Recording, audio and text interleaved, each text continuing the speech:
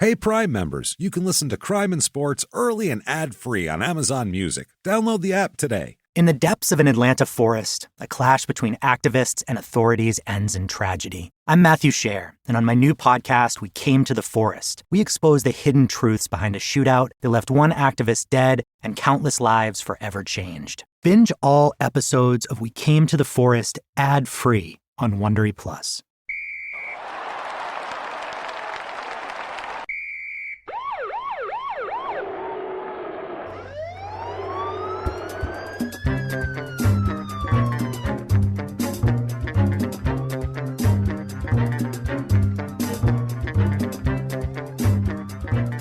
Hello, and welcome back to Crime and Sports. Yay!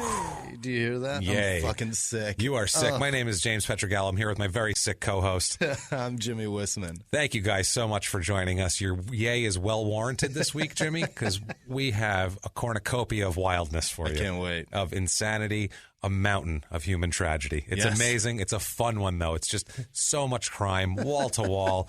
It's the best. It's good. A man who takes every chance that he gets, and he gets multiple chances, and just takes them to the nearest trash bin and stuffs it deep inside. Not just right on top, deep inside where a homeless man won't even find it. Like slam dunk champions would do? Like a slam dunk champion. Exactly. He slam dunks his opportunities directly into the trash. Like under the leg and then in? Like it laughed, like that. And we'll get into that, too.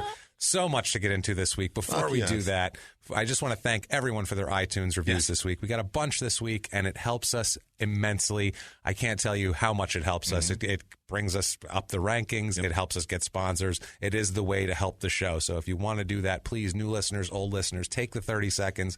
Give us 5 stars. Tell us your following directions. Do that. You know, whatever you got to do inside jargon. Let us know you're listening, and let us know you love the show, and let everyone else know. So then they'll listen, and then they'll help everybody. Threaten me with physical harm in an iTunes review. I love that. Someone said, I want to kick Jimmie in the nuts. I felt influential at that point. I felt like an influential person at that point. I read that, and I was I'm like... inciting violence. That's influence. I read it, and I was like, he spelled it with a Y, though. I think he means you. Yeah, he meant you.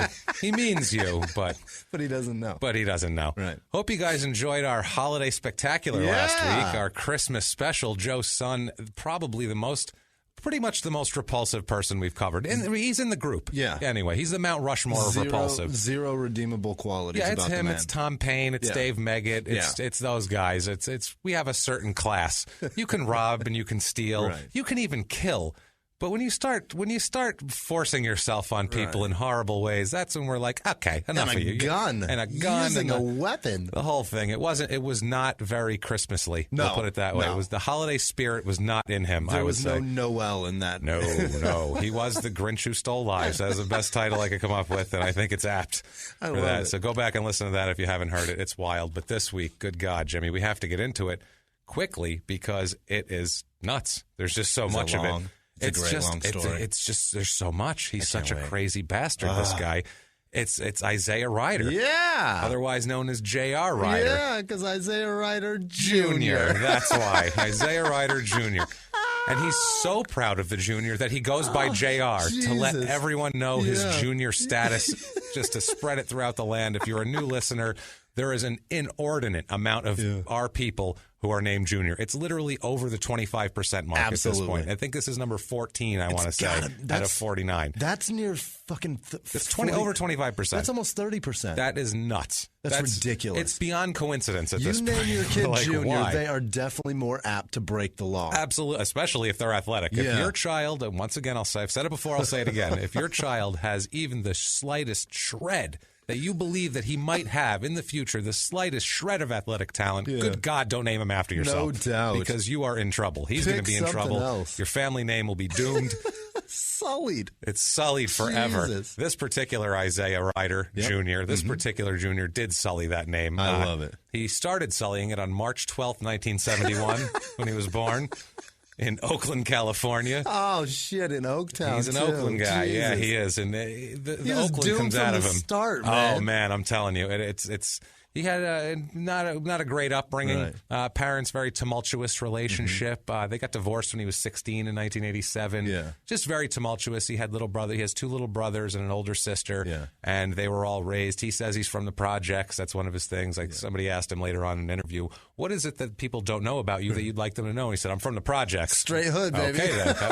That's the one thing you want. If you don't know and you're overseas, Oakland is in the Bay Area. It's California. Across the bridge from San Francisco, which the nice area is San Francisco. Yes. And that once you cross that bridge, that is the shitty area of town. It is Oakland fucked up. Is, let's call it blue collar. It's a little rugged there. It's like they can afford one. It's like a shithole. It's where the Hells Angels started, and it's between that and then the minority parts. It's just the whole thing is a mess. It's white trash and everything you can imagine swirled into one place. Just Raider fans, as far as the eye can see, like the epitome of Raider fans. It's a rough place. It's actually, I kind of like Oakland. Actually, it's got a cool vibe. I've been there before. I kind of like it. I kind of like a city like that, a little rough and tumble vibe to it, and not one like some Midwestern city like that. That's just a rusty, burnt out mess, husk of a city. I like one that's a thriving shithole. Something about that's attractive to me as a place. Somehow it gets by. Yeah. So 1987. His mother Donna, and she'll keep coming up. There's some funny things that come up with Donna, and then some stuff that's not so funny, but some good funny things with Donna. All right. His mother Donna and his father Isaiah Sr. Right. No doubt named after the Bible. I'm sure it was biblical. I'm sure it's biblical. Yeah, I sense biblical naming in this type of thing. He's a great athlete, Isaiah. He's 6'5". He's 215. Was he that big? Yeah, 6'5". He looks smaller in the NBA, and he looks shorter than he was because he's like a kind of a Charles Barkley type, not quite as wide, but he's stocky. Yeah, and short neck, stocky guy. So next in the NBA, he didn't look 6'5" because he didn't look tall because he wasn't lanky like a lot of the other guys. He's 6 or 6'1". Yeah, no, he's 6'5". He's still a shooting guard, right? He was still a shooting guard, number 2 guy, good 3-point shooter, hell of a slash to the basket, and could finish like nobody's business. Nobody's business. Yeah, he was a beast. He goes to Ensenal High School, which is outside of Oakland. Yeah. That's a prep school, I guess. He was a big star there, highly recruited. Didn't graduate, though. Surprise. Are we shocked, guys? No graduation. He got a GED in lieu of graduating, so he could go to community college, even though he was highly sought after for his basketball. He went to community college first? Well, he had to. He's like a lot of our guys. Remember Tom Payne had to do this, get their grades up. Right. They needed to have a certain level of grades to pass the entrance exams and to get in and to have a certain level. Yeah. And he didn't have it. So, and we have an in their own words on why he didn't have it. This is about school. Yeah. This is an early in their own words, cracking right into it. In their own words, quote, I liked school, but I was lazy in school. I procrastinated. When I put my mind to it, I did very well. My sister, my little brother, they were just the opposite. No shit. And we'll find that out later, that they are both actually, his siblings have their shit together. And a lot of it's because of him also. Really? Yeah, we'll see. Was he the oldest? He was, I believe, the second. I believe his sister was older than him, and then he had 2 little brothers also. He's sought after by the Division I schools, but couldn't get it. And I'm thinking none of the grades for any of them. Not even Cincinnati. Nothing. Not even Cincinnati. They'll take anybody. Yeah. All you need is a criminal record. Kenyon Martin, all those guys. All you need is a criminal record, and you're in Cincinnati. Shitbags go to Cincinnati. Yeah, you're in the tournament that year. Don't worry about it. Unbelievable. So he plays his freshman year at Allen County Community College in Iola, Kansas. Sounds great. Wow. Iola. I don't even know where the fuck that is. I mean, and he's an Oakland guy coming from the Bay Area of California, and he's going to go to Kansas. He's going to go to Kansas. What is it? Aioli? Iola. I-O-L-A. Kansas. Iola, Kansas. Doesn't sound great. He averages 30 points a game when he's there. Well, he's playing against community college talent, so that's what... he also runs across some trouble right away. Really? Right away. We're getting college and fucking community college? He's in community. He's not even in college yet. In 1990, while at, Allen Community College here in Iola, he's arrested for misdemeanor theft and battery following a fight. Apparently there was some kind of Allen Iverson-type melee, and he was arrested in there. For theft? The theft charges are eventually dismissed. Okay. He pleads no contest to battery charges, and he's given 6 months probation and a $201 fine. Wow. Throw that one in there. Specific, yeah. That's like a fee on top of this, on top of that, and you end up with $201. Right. Very some specific. Tax in there or some shit. Yeah, a little tax maybe. You never know. Pay the VIG. I'm telling you, man. That's if you look at the guy though. Look at our Instagram. Look at any of our social media. Take a look at him. There's plenty. He looks like a guy that sucks his bottom lip in just on a whim. He can't wait to punch somebody. Oh, he's very quick to fly off the handle, as we'll see. He looks like it on the court, off the court, and mostly off the court. Because it's funny because he had a very interesting, colorful career, but we got to buzz through it because there's so much goddamn crime, Jimmy. There's just so much. All right. He transfers out of Allen Community College that year. He couldn't stand Kansas anymore, apparently. Plays his sophomore year, stepping up to junior college now. Really? Yes, at Antelope Valley College in Lancaster, California. Son of a bitch. I knew none of this. No, this was to get his grades up. Yeah. Here he averages 33 points a game. All right. So he's a beast. Yeah. I mean, there's no doubt about it. He's going to go to a Division I school now. And he is, actually. He ends up going to UNLV. You betcha. Running Rebels. Now, UNLV, at the time he goes for the 91-92 season. Right. It's his rookie season. It's his junior year, but it's his first year in UNLV. The year before, they had won the national championship. Oh, is that right? Yes. And after that, they were 2 years before that, they won the national championship. Okay. Then they lost to Duke, I believe. Oh. Yes, they've lost to Duke. So they were in the tournament pretty deep, right. Except for the year, his first year.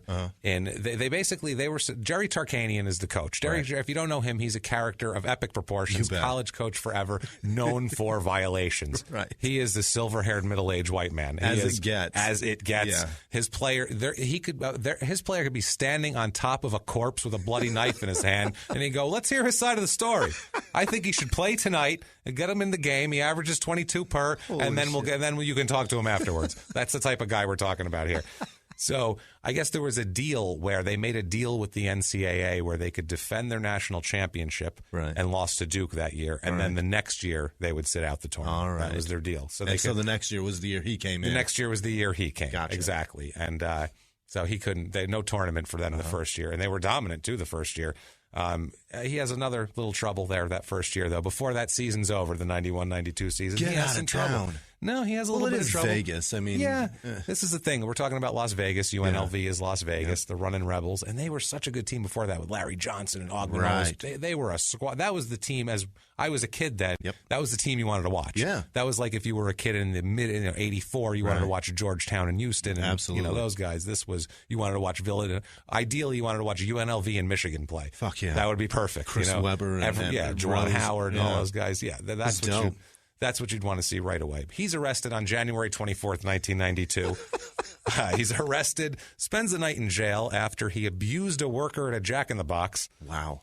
Abused. I like that. Apparently verbally abused and then threw a milkshake into the drive-thru window. Bitchin'. And then the cop showed up and he did some stupidity and he was arrested for obstructing a police officer. All right. That sounds like he didn't do anything illegal enough to arrest him for. And they were like, "You're a dick and you're being a dick. Right. Guess what you're doing? Right. Obstructing me and you're going to jail." And they cuffed his ass. Or they were like, "Did you throw a shake?" And he's like, "Nah, motherfucker, I didn't throw a shake." And then they tried to grab him. He's like, "Get your hands off me!" And then there was a big scene. That's probably happened. Obstructing me, sir? I need to investigate. Police say he was abusive to them with language and everything else. Ryder claims he is being harassed by the Las Vegas Police Department. And it's ridiculous. He has had enough. He is not fucking about anymore. He is not fucking about. We will see. This is a big pile of why are they persecuting me? Is that right? This whole pile of cards that I have in front of me is it's not me. I was hanging out with that guy and I didn't know, and that's his whole thing. My dad named me Junior. Yeah, let's just a peek here. He has 30 arrests. Unbelievable. None of them are his fault at all. So it's going to be a good time. Let's strap in here. Sounds like my son. Yes. Now. For that incident, he gets out of jail the next morning and apparently pays $200 to get out of jail, bail. Okay. But he doesn't pay it himself. Someone pays it for him. Who? They don't Tarkanian? know. No, they don't find out. So the university might have been. Who knows? Yeah. The university suspends him. He's suspended until the $200 is repaid to whoever. That you're not allowed to. You're not allowed to have someone. You can get arrested, but you better pay for your own bail, Mister. None of this bullshit getting any help from anybody. Boosters getting you out of jail. Nope. So gotcha. It's in the UNLV did this themselves to try to avoid. Sanctions, more sanctions because they were in trouble as it is. So they were like, "Hey, you have to find that out before we can, put you in for reinstatement," which made sense. The 91-92 season for UNLV. And for Mr. Ryder here, he played in 27 games, averaged 20.7 points per game. That's great. Beastly in college, 5.2 rebounds, 3.2 assists. Jesus. Team goes 26-2. Absolutely, yeah. Wow. Yeah, absolutely kills it. Not allowed to play in the tournament. That's So, shitty. That's a shame for a guy brutal. coming in. Yeah. 'Cause, I mean, he committed the year before. He probably didn't know about these sanctions. And 92-93 season gets interesting, too, here. 28 games he plays. This is when he really lights it up on the court. 29.1 points per game. Fuck. That is ripping it. 8.9 rebounds. Yeah. So he's just dominating. Yeah. I mean, he's going in quick high in the draft here. 2.5 assists. And he can dunk like a motherfucker. Oh, he's got ups. Yeah, he's got some serious hopping ability. Yeah. The team is 21-8.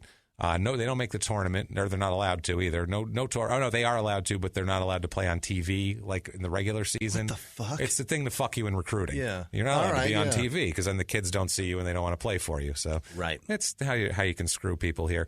It doesn't matter because Isaiah is a consensus All-American, Big West Player of the Year, which was the conference at that time, the Big West. Under new coach Raleigh Massimino, who we all remember from the Big East in the 80s.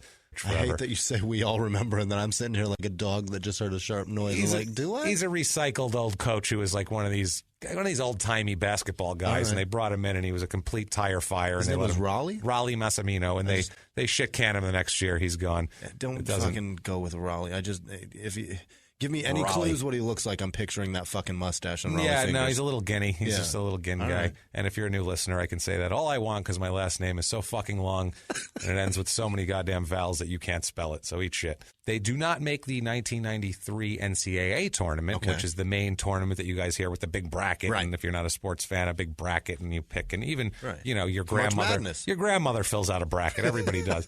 Well, this is the NIT tournament. This is the other bracket that nobody gives a shit about. All right. Because the tournament now is the top 66 teams, two teams playing. It's a top 64.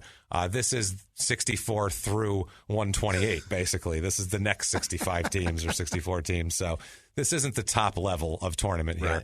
Right. It doesn't matter because he's banned from playing in it because he is busted for having somebody write an English paper for him. Oh, shit. By the school. Oh, my God. Yeah, he's like, I've done my part. I don't care. I'm going to the NBA next year. He had his tutor write most of his paper. They found out. Hey, pretty girl, write this. Exactly. Hey, and why is this written in calligraphy, JR? Wow, this is really flowery language for you. That's interesting. Why are all the I's dotted with hearts, JR? Strange. It's very, very strange. Big fat L's, big loopy fat this doesn't L's. seem like your handwriting. Really loopy cursive you got here. It's very odd. Looks like a young girl's. It looks like a young lady, but I don't know. So June. Why does it say Mrs. J.R. Ryder in the corner? What's up what with the that fuck? little hearts around it? It says Carrie plus JR. Did we both fucking pick Carrie? Wow, we've been spending way too much time. JR. That's hysterical. You have just seen the culmination of us spending way too much time together and doing way too many shows together because we just picked. We both pictured a cute little blonde cheerleader named Carrie. There's what? 3 billion women on the planet, 2 billion women's names. We just go, Carrie pick that out of our ass. Okay. Wow. That was creepy. That was creepy, man. So June 30th, 1993 is the NBA draft. All right. That year, the 93 NBA draft. This was a big one, too. This was a very interesting draft. I remember this very clearly as a kid. Was Harold Miner in this one? No, this was not the Harold Miner. This, I believe he was 91. Who went number one? This was Chris Webber going number one. Oh, shit, it was that to one. Orlando. Yeah. And then Penny Hardaway getting picked number 3 by Golden State, and then they swapped. flip-flopped. Exactly. That's right. The Stormin' Mormon Shad Bradley, number 2 overall. Jamal Mashburn of Dallas, number 4. And then J.R. Ryder, number 5 by the Minnesota Timberwolves. I love this so much. This era is great of basketball. This is a fantastic era. This was an era of basketball. If you're a basketball fan, if you're an older school basketball fan or more of a new school, or if you're not a fan at all, it's easy to explain. Now, this was a time when these guys were tough. Fuck yeah. These guys. There this were was fights. This was like tough playground. Yeah. You would be scared to go in the paint against these guys. These were guys that were men. Yeah. They were tough. Yeah. It's not like now. No. Like now the Draymond Green is considered like the He looks like and he's kicking people in the sack. Looks What like a fucking pussy. hipster. Yeah. He looks like a hipster.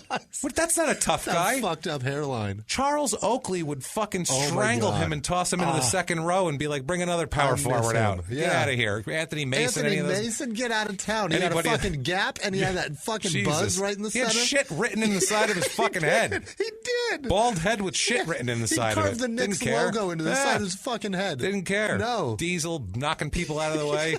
That was tough man basketball, that's man. fucking basketball. It's not like now. So and there was athleticism too. It wasn't like they were just banging around. You had like Isaiah Ryder, who was insanely athletic. Right. Now you got guys fucking drawing up planned plays, dropping half-court three-pointers. Yeah. That's not a fucking basketball game. That's bullshit. Yeah, but back in the day, they would have just said, when that guy goes up for a three-pointer, you knock him on his ass so fucking hard. Throw a forearm shiver into his fucking throat. He's not going to do that again. Send him a message that's not going to fucking be tolerated. We're not going to allow here. that shit. Tell him to dish it off to Sean Bradley's lanky ass and try to bring it in the paint. That's basketball. No, now we have Draymond Green looking like he wears a beanie and sips fucking $7 a cup coffee. Well, he's kicking dudes in the sack. While playing Words with Friends. That's not a fucking pussy. NBA player. For real. Later on in that draft, I always like to do what you could have had here. Later on, you could have had Vin Baker at number 8. Oh, that guy was the Milwaukee great. Buck, who was really good. Allen Houston, the longtime Nick and everybody else. Clutch three-point shooter. Clutch shooter there at number 11. And then Sam Cassell, who's one of the best clutch players. He's on every, if you need a championship, you go get Sam Cassell on your team and you get one. That's a memorable guy because he's ugly as fuck. Oh, God, he looks like a frog exploded. That's what his head looks like an exploded frog. Oh, Jesus, that Just hurt. like if someone stuck a firecracker up a frog's ass and you had a moment before it explodes. Yeah, you had a super slow-mo film that could slow it down to as it's exploding, but before he's disintegrated, that'd be what his face would look like it's just about to pop out. His eyes bugging out of his head. And undrafted, he could have got Bruce Bowen, the defensive wonder for the Spurs there, who's a complete pain in the ass for a long time. At the draft, this is when you start to see some personality come out. There's a lot of it, but at the draft, he's interviewed by Craig Sager, of all people. Rest in peace, Craig Sager, who died a couple weeks ago or last week. Yeah. Now, first of all, in this interview, he makes a guarantee. They ask him about the dunk contest. Like, are you going to enter the dunk contest? A rookie won it last year. Right. And he just said, I'll tell you, if I enter the dunk contest, I'm winning the dunk contest. He just said, I'm winning the dunk contest. So we'll see how that prediction pans out. Babe Ruth called his shot. He did. Babe Ruth called the day. And he said it like, let's not even discuss that. What? Like, it was like, nah, that's, Craig, how dare you? Yeah, I'm going to win that if I'm Get out of here with it. that stupid fucking suit, Craig. Depends if I have time for it. We'll see. Yeah, go change your clothes. See if I stop punching people and throwing milkshakes at the Jack in the Box drive-thru. And that's what Craig Sager asks him. Yeah. And Craig, it's funny too because it's a very pointed question. If when these guys get drafted, they're like, "So you did this, and how's your mom?" And it's very like upbeat because it's the NBA. They want these guys to look, like upstanding young men. Craig Sager's like, "So you've had a lot of problems, and you got Craig. He's like, you gotten suspended from school and you weren't allowed to play in games and you gotten arrested. Like, what's going on? Like, that's literally what he said. What's the deal, man? That's the reason everybody loved Craig Sager, because he was the shit, man. He didn't care. He's just like, look at me in my dopey fucking suit. Now, I'm going to ask you about that time that you punched that drive-through guy. Let's get into that. Was it the strawberry milkshake? I really want to know. But he really, the way he pointed it was really, J.R. Ryder would have looked like a complete asshole if he answered it anyway, but perfectly straight up. Because he was just like, what's up with that, man? Yeah. Like, how come? Yeah. What's going on? How come? You a good guy or what? Like, he was just really okay about it. And his answer, Isaiah's answer here, I'm going to keep calling him Isaiah and J.R., same fucking guy. Yeah. Ryder. Yeah. Ryder's answer here, in their own words on this, is awesome. In their own words, quote, 2 things I've learned. I've learned to deal with people's characteristics, nastiness. I've learned to also overcome my mistakes personally and putting it together. I'm becoming a young man and I'm learning as I go. I'm 22 and everything is going good. I'm nasty on the court. Other than that, I'm a perfect man in society. I'm looking forward to what's in front of me. Fuck yes. Wow. I'm a perfect man. I'm a perfect man in society. Let's wait till you see how perfect he is. Unbelievable. He's already done more to fuck up than I've ever done. Yeah. And, and I'm a lot older. Right. In 35 years, I haven't been arrested that much. No, not for that stupidity, too. And so, he's completely, and I'm becoming a young man. You're 22 years old and you're college. You just got done with college. Right. You're a young man, I think. It's safe to say at that point. You should be an adult by now. Yeah, I would say. You can make adult decisions. Rookie year on the court for the Timberwolves. Yeah, he did great that year. Great year. Yeah. 16.6 points a game, 79 games played, 4 rebounds per game, 2.7 assists. Yeah. Makes the all-rookie team. Wow. If he wasn't a rookie, he might have made the all-star team that year. Yeah. And even better for him, makes $2 million that year. Good grief. So things have changed for Rookie young year Isaiah Ryder. $2 million. Oh, yeah. That's dope. Things have changed for Isaiah Ryder. Absolutely. You're not, in the projects anymore in Oakland. This is different. 1994 slam dunk contest. Yes. The NBA All-Star Weekend, they have a three-point shooting contest, they have a slam dunk contest, they have a rookie game, and then they have the All-Star game, which is regular. Yeah. Slam dunk contest here. And by the way, that slam dunk championship was the most fun thing to watch. That was the only thing people cared about. It didn't matter about the All-Star game. You watched the dunk contest. So much fun. It was so. It's not like now where they have. It's not the guy's fault now. Right. There's just been so many dunks done. You have to bring in props and shit now. Back then, you didn't have to bring a car in. Right. And you didn't have to jump over the mascot on a fucking Segway. It's so stupid. Yeah, it was ridiculous. But he wins. Isaiah Ryder wins the slam dunk contest in remarkable fashion with the most outrageous dunk ever done at that time. At that time, which now it looks pretty pedestrian. Right. When you watch it now, you're like, yeah, that's a nice dunk for a guy at 6'5", too. Right. He comes up from the right side, goes from the through baseline. his legs on the baseline, through his legs, and kind of dunks it from the other side of the rim. Hangs in the air. It's a great dunk. It's I ridiculous. mean, now it wouldn't even get you to the next round. No. But back then, I might remember get a 4 for that. Charles Barkley at the time said that might have been the greatest dunk I've ever seen. Right. We'll put it that way. Yeah. So I mean, it was a different time. It was ridiculous. But in the air went under his leg, not like under his leg and then jumped. No, he jumped in the air, pulled his legs up to his chest. Yeah, it was threw the ball underneath, reaped under the fucking basket, and. It was thunder, with authority. Thunder. It was the vertical leap on this guy was off the charts. It really was. It was crazy. Impressive. It was really impressive. He called that dunk the quote East Bay Funk dunk. Holy shit! So you had to give it a stupid nickname in '94. East Bay, fucking Oakland. East Bay Funk dunk. Yeah, that's just. And the word funk was omnipresent in the early '90s. It was not great. Oh, on Shaq's CD there was a song about funk too. Oh, yeah. Everybody in the NBA loved the word funk. I'm bringing the funk on a nasty dunk or some shit. He loves the word funk, and he loves it in rap music because we're going to get to that by the end of the season right here. I love it. Oh, it gets silly now. It's going to get insane. March 12th, 1994. Yep. Okay. Ryder is supposed to sign autographs for a promotional event. Uh-oh. It's at the America Live Sports Bar at the Mall of America in Minneapolis. Oh, boy.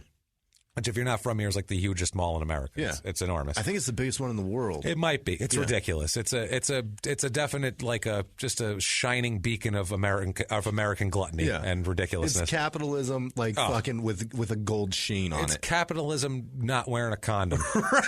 Raw dog right in that ass. That's what it is. Sorry, I don't have one. Right. I'm sticking it in anyway. That's the kind of capitalism. 4,000 square foot hot topic there. It's ridiculous. So he's supposed to sign autographs. Yeah. It's a big promotional event, and he's the hot shit rookie. Just won the dunk contest. Yeah. People want to see him. Probably. He tells the promoter that it's his birthday, and he doesn't show up. So that's a problem. That's an issue. He shows up later in the night, though, and he speaks with the general manager, a woman named Kimberly Rakos. And she told him that there's children have been there lined up waiting for him all night to sign autographs. Yeah. And things got a little lippy. And she might have overplayed her hand a little bit. She's a general fucking manager of a sports bar in the Mall of America. She overplayed her hand a bit. You know what I mean? She probably could have been a little more polite. I'm sure she was a bit because she even said she was like scolding him. You listen. She was bluffing him. Here, and you weren't here, trying to guilt him. Right. I don't know what it is, but maybe too, because he's like 22 and she was like 35 at the time. Maybe she's trying to young man him. Right. You know what I mean? Listen, young man, one of those type deals, which is fair also. Yeah. Now, a guy normally would just be like, I know, I'm sorry. Let's get the kids. I'll sign the autographs. Not J.R. Ryder. Not J.R. Ryder. And this woman also, she just came back to work off maternity leave also. Oh, God. So she's a new mom. So pissy.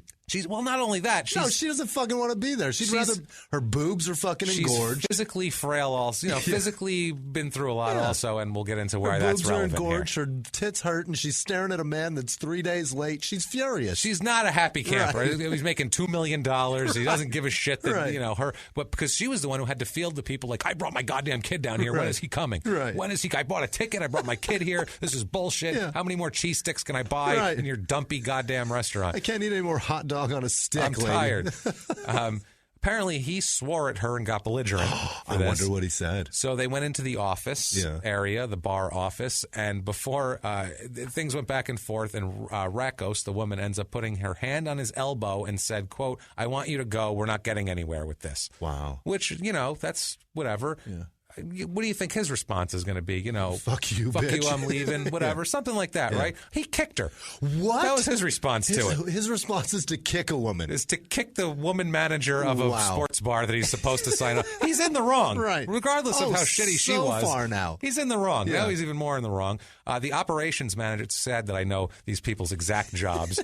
Operations manager of this sports bar, Pat Daly, said he saw her, quote, flying across the hallway into a wall. Oh, he gave her the boot then. He gave her a boot. He gave her a healthy one. Ryder says that Rakos grabbed him and threatened to call security, which still is within her rights as a fucking bar manager. You still don't get to kick somebody. No reason to kick her, I don't think. He said he, quote, pushed her with his foot to release himself from her grip. Okay. Or kicking, as it's known on Earth. When you push someone with your foot, that's called kicking. Yes. Last time I checked, it's even worse when it's a woman who just had a child. Right. That just makes it worse. She's probably 5'8", and you're 6'5". 6'5", stocky, in the prime of your athletic prowess, and just throwing down between the leg dunks at will, just like rah. Those legs are what lift you above the goddamn rim. She's got sore boobs and a new kid. Like she probably slept an hour and a half last night. She's got staples in her stomach. Jesus, this is a mess. I got to deal with this asshole now.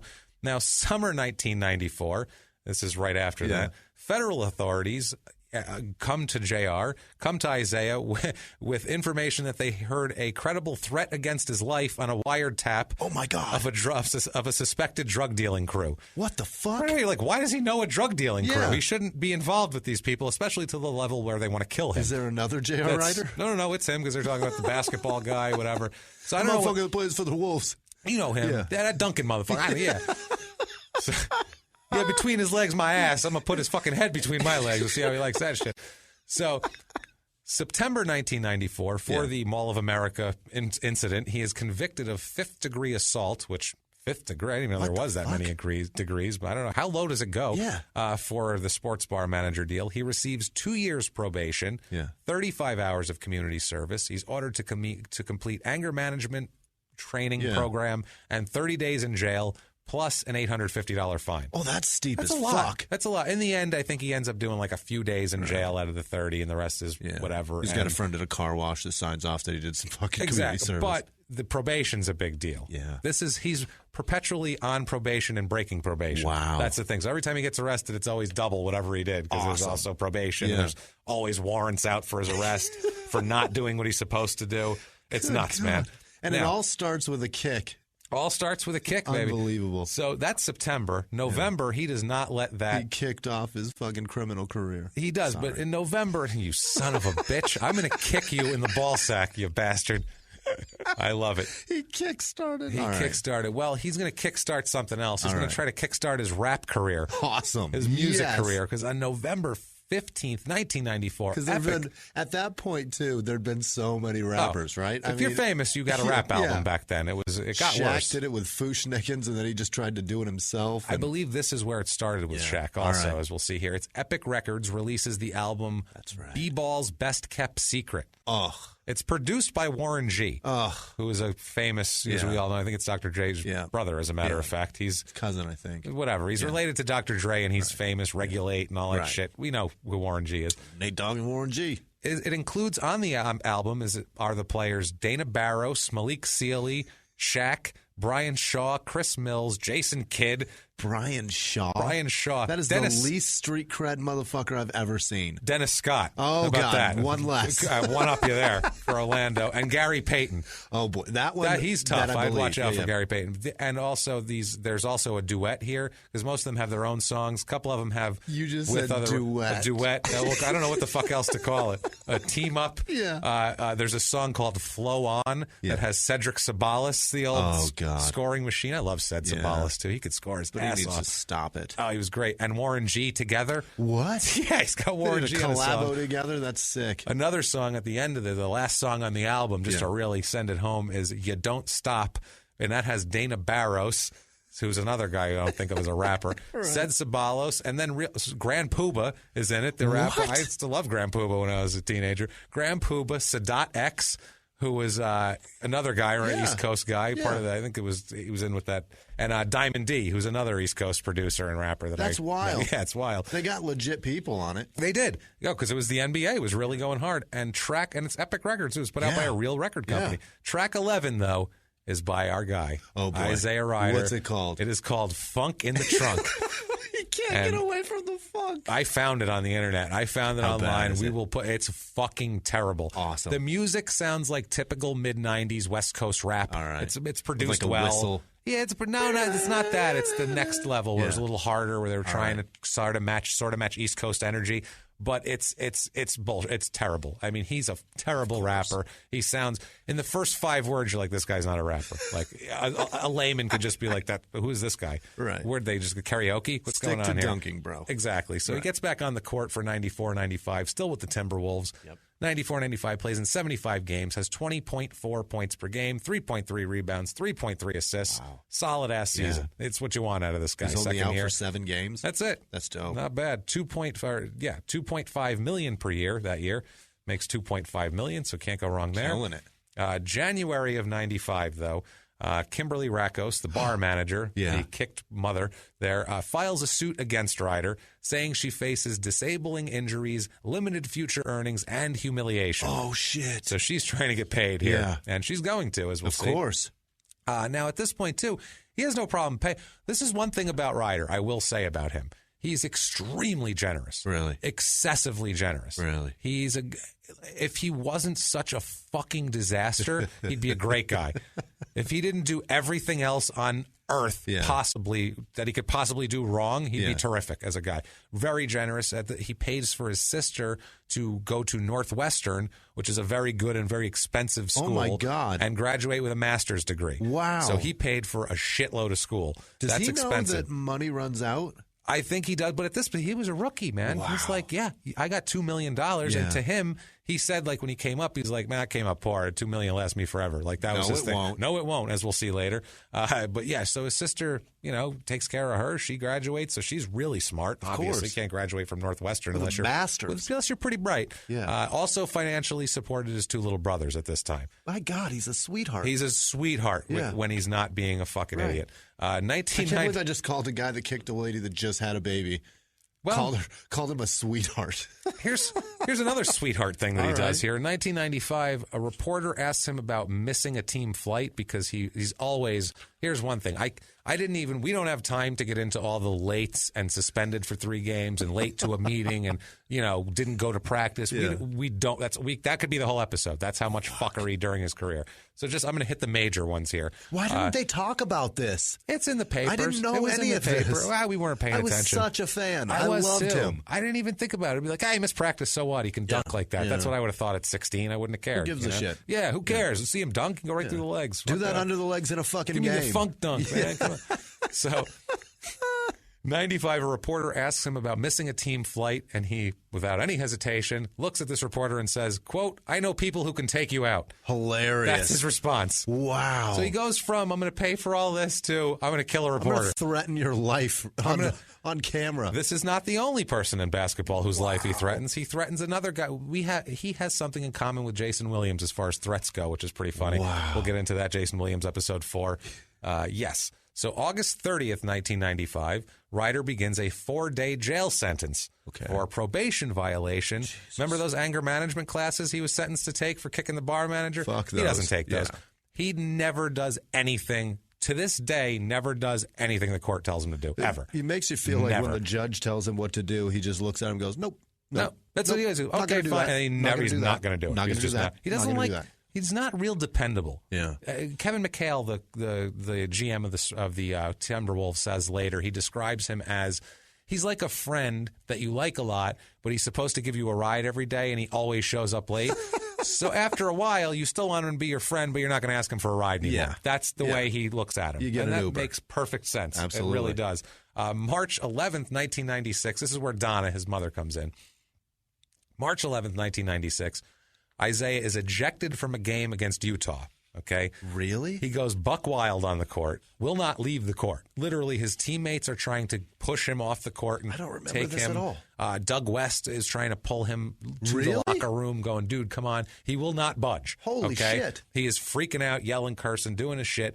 And then his mother, who is sitting courtside across the court, gets up and begins walking toward him from across the court, and he stopped his yelling, turned around, and walked in the locker room. That's the fucking best story I've ever heard. Because he didn't want to be embarrassed on television. Oh, he's already embarrassed. But if his mother came out and went up to him and started yelling at him, he's like, come on, Mom. That's going to look terrible. She pulls his pants down and spanks him at half court. Second, he saw her coming, he just stopped and made a run for it. He's like, never mind. Fuck that. Which I think is hilarious. So Donna had some power. Donna had a little power. That's so great. April 27th, 1996, the lawsuit for Kimberly Rakos is settled. It's called, quote, well into the six figures. Wow. So he paid her a good chunk of money. Rakos' attorney, Keith Johnson, said he was very happy with the settlement. She was very happy with the settlement. Ryder's lawyer, a very silver-haired middle-aged white man named Chris Muddell, said, quote, it's settled and he's pleased to move on with his life. He's a gentleman. I never found J.R. Ryder to be anything but a total gentleman. Except when he's kicking women who are trying to do their fucking jobs. Right.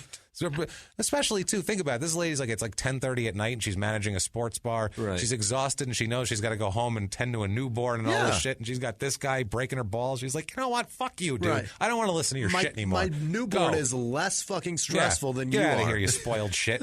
She's probably got money problems. She's probably making, $28,000 a year doing this. She's probably got money problems. She's like, this asshole's making $2 million a year. He can't show up to sign autographs. Fuck this guy. He's going to fucking kick me? He's going to mouth off to me and kick me against a wall. On the court, he's fine. I'm just picturing that whole event happening and his excuse kills me. She touched his elbow, so he said, I used my foot to... Why wouldn't you just take her hand off with your other hand or yank your elbow away? A plethora of any other thing you could do but kick her in the back. As like a 19-year-old server, though, do you ever respect that woman's authority ever again? I mean, maybe you're like, damn, she's willing to fight Isaiah Ryder. Right, she's doubt. badass. Maybe she'll take me down. Maybe she just earns your respect forever. Maybe. I don't know.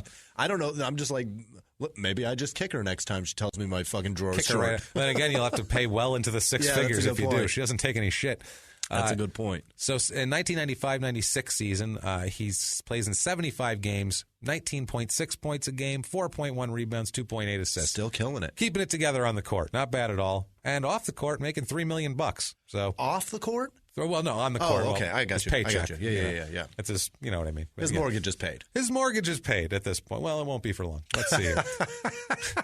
Foreshadowing. In the 1980s, a rosé swept the country. Hey, Mike, I really like this White Zinfandel. Well, good. Now put it down. We're going to try another one. White Zin became America's top-selling wine. But most don't know that this sweet drink has a sour history. What began in 1986 with counterfeit bottles... A big fraud, a multi-million-dollar fraud. Sent investigators chasing one of the most powerful families in the business, the Licciardis. But the closer the feds got to them, the more dangerous things became. It's a story of deceit. At the time, I was paranoid. Threats. You touch my kids, I will kill you. And murder. With a .22 caliber bullet to the head. What started with a scheme to mislabel wine spilled into a blood-soaked battle for succession. Welcome to Bloodvines. You can binge listen to Bloodvines exclusively and ad-free on Wondery Plus. Join Wondery Plus in the Wondery app, Apple Podcasts, or Spotify. In the 1980s, a rosé swept the country. Hey, Mike, I really like this White Zinfandel. Well, good. Now put it down. We're going to try another one. White Zin became America's top-selling wine. But most don't know that this sweet drink has a sour history. What began in 1986 with counterfeit bottles... A big fraud, a multi-million-dollar fraud. Sent investigators chasing one of the most powerful families in the business, the Licciardis. But the closer the feds got to them, the more dangerous things became. It's a story of deceit. At the time, I was paranoid. Threats. You touch my kids, I will kill you. And murder. With a .22 caliber bullet to the head. What started with a scheme to mislabel wine spilled into a blood-soaked battle for succession. Welcome to Bloodvines. You can binge listen to Bloodvines exclusively and ad-free on Wondery Plus. Join Wondery Plus in the Wondery app, Apple Podcasts, or Spotify. Early June 1996, Ryder is detained and questioned and held for a couple days about a rape charge. What? This isn't great. It turns out in the end, there's not a lot of details on this because he's not charged with any crime in the end. Okay. But he's held and questioned and not let go for a couple of days on That's a rape terrifying. charge, which I've never had happen to me. No. So I'm assuming he did something wrong. I'm not sure. Especially from He his was nearby. history. Yeah. He was in the area. Something went down here. So late June 96. If it was a Google map and there was a rape happening, it would say J.R. Ryder is nearby. He's nearby. Yeah, you could find him. His little guy is right there. So late June 96, a trade is being worked out to send Ryder from Minnesota to Portland, to the Trailblazers. Okay. So this is in the works. They're trying to figure out exactly what they're going to do. It's basically trying to work out the details of this Now, what trade. year was this? 96? This is 1996, late June of 96. Trying to think of who was there because Duckworth was long gone. That was our Sabonis, and Stoudemire was about to come in, Rasheed Wallace. There you go, This was that the team team. they called the Jailblazers. That's right. That's instead of the They were Trailblazers. gangster as They were shit. all getting arrested constantly, mainly for weed and other things, but a lot of weed. Cliff Robinson was there? Yes, he was. Another weed guy. Yeah. Famously. No doubt. On June 28th, 1996, Ryder is arrested for possession of marijuana. Yep. This was the incident where he was arrested for smoking it out of a soda can. Hilarious. Which, as every 16-year-old kid said, they're like, well, you're like, what the? He makes $3 million a year. He doesn't have a goddamn pipe. That's one step What's wrong above with an you? apple. Get some papers. That's worse than an apple. That is way worse than an apple. You might be right. Fuck yeah. If you had an apple, you'd throw the can away. You'd be like, let's just core out this apple and do this because this can is shitty. Yeah, and I can taste the aluminum I can every taste hit I the take. aluminum and the remnants of fucking Welch's grape soda in there. I don't want this shit. This is terrible, man. So he's also arrested for possessing a cell phone, which is illegally altered not only to make free calls, but it actually charges the calls to someone else's bill. Oh, shit. That's how shitty this is. That's like some fucking mobster stuff. He makes $3 million a year, yet he has a cell phone that is charged to someone else's charging bill. some banker in Minnesota. Who knows who the hell he's That's charging? crazy. He also has 4 stolen cell phones with him, worth a total. Why? Worth a total of $400, which is funny because now they'd be worth it's like $3,000 worth of cell phones, but then $400 because they're shitty plastic. Nothing. Or some they shit. had no technology in them, Right. basically. They had the same technologies in a Sega Genesis cartridge. They were terrible. Nothing. So, yeah, he's arrested for that. This I remember this being a famous thing back in the day because of the soda can incident. Everyone was like, soda can? What the fuck? Get a blunt. What's wrong with you? No doubt. So, July 19th, 1996, gets interesting again. Ryder is arrested in a, quote, high narcotics area of Oakland, California. He's home for the summer like He's a in fucking Oakland. idiot. Yeah. High narcotics area. He's in Oakland. You'd be better off to say which of the areas aren't high narcotics area in Oakland. Right. That's a non-narcotics area. Right. He is charged with misdemeanor gambling in public. Misdemeanor. What Gambling is that? in Like public. Playing, Okay, well, I'll playing explain. dominoes in an alley or something. Sort of, yeah. Some Police craps. received complaints about a group of people gambling on a street corner. Why are you on a street corner gambling? What are you doing? You're Isaiah Ryder. God you damn play it. in the NBA. Invite these fucking idiots up to a nice hotel room and do it there. You couldn't What is be wrong more with you? conspicuous. That's what I mean. You're 6'5" Right. and famous, you With jackass. tree trunk legs. You are the dunk champion, right. you idiot. You're So- wearing your own jersey right now. fucking yeah. So God. You're wearing a fucking Timberwolves, Portland Trailblazers, whatever team you're wearing their warm-ups. Still the Timberwolves All right. at this point for you're now. wearing their warm-ups. Put the fucking dice down. But yeah, he's famous and he's 6'5". He's big and stocky. He's Yeah. a big guy. There's no mistaking him. No, and there's no one none. ever does. He has a Everyone- very particular look about him. They always identify him. Of course. Always. Always. So they find Isaiah and about 10 other people, 2 of which ended up having several bags of marijuana on them. They were clearly selling because one of them also had $6,380 in cash on him. Wow. Ryder had $43 in cash on him, by the way, in case you're I curious. feel like that guy won all Isaiah's money. Yeah, and they were shooting dice on the corner. Literally, that's what he was They were doing. playing like a fucking craps. moron. What an asshole. Like, yeah, he's an idiot. Timberwolves general manager and old ex-Celtics great Kevin McHale said, quote, I think that's just another situation where JR was involved with people he shouldn't have been associated with. Good call. I don't think anyone hasn't been in on a card game or thrown some dice, but that's just a bad reflection on him and a bad reflection on us as a franchise. No shit. Yeah. Do it, like I said, get a nice room at the Four Seasons, invite everyone over. Yeah. make it ghetto as you want. Get down in the corner. You don't have to use the furniture. Right. Throw the shit against the wet bar. Who cares? It's a nice Chicks with place. big asses, ass clapping in the corner. We don't care. Just keep it off the fucking street. No shit. Kevin McHale fucking hit that one like a fucking hook shot. That was though. perfect. That was perfect. That's exactly right. Yeah. And then also, too, they asked McHale if this would mess up the impending trade because he's trying to trade this guy. He's like, stop doing this while I'm trying to You're package making yourself fucking worth nothing You're making to me. it worth less. He said, quote, it's not a done deal until it's a done deal. So he's like, I don't fucking know. Leave me alone. Now I have to deal with this shit.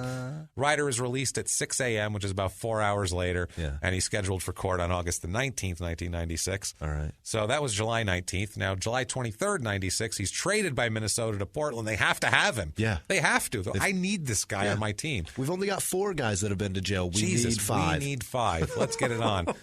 They trade him for Bill Curley, who's a career 2.7 point per game guy. I was just going to say I've never heard of him. Nobody bounced around, little Europe. Bench guy. James Robinson, who had an 8-year career, but he averaged 7.6 points a game. Okay. Bench guy, nobody. And a 1997 first-round pick. All right. That's what he's worth. 2 nobodies and a pick. That's terrible. It might have been worth more before that. Who knows? 96-97 for Portland has a good year, 16.1 points a game, plays in 76 games, 4 rebounds, 2.6 assists. Yep. Makes $3.6 million, too. So wow. Good year personally, too, He for almost him. doubled his salary. October 30th, And in Portland, that shit goes a long way. Back then, yeah. It wasn't expensive back then. It was a wet forest. Yeah. That's all it was. Just Middle of the 90s? A damp Holy forest. shit.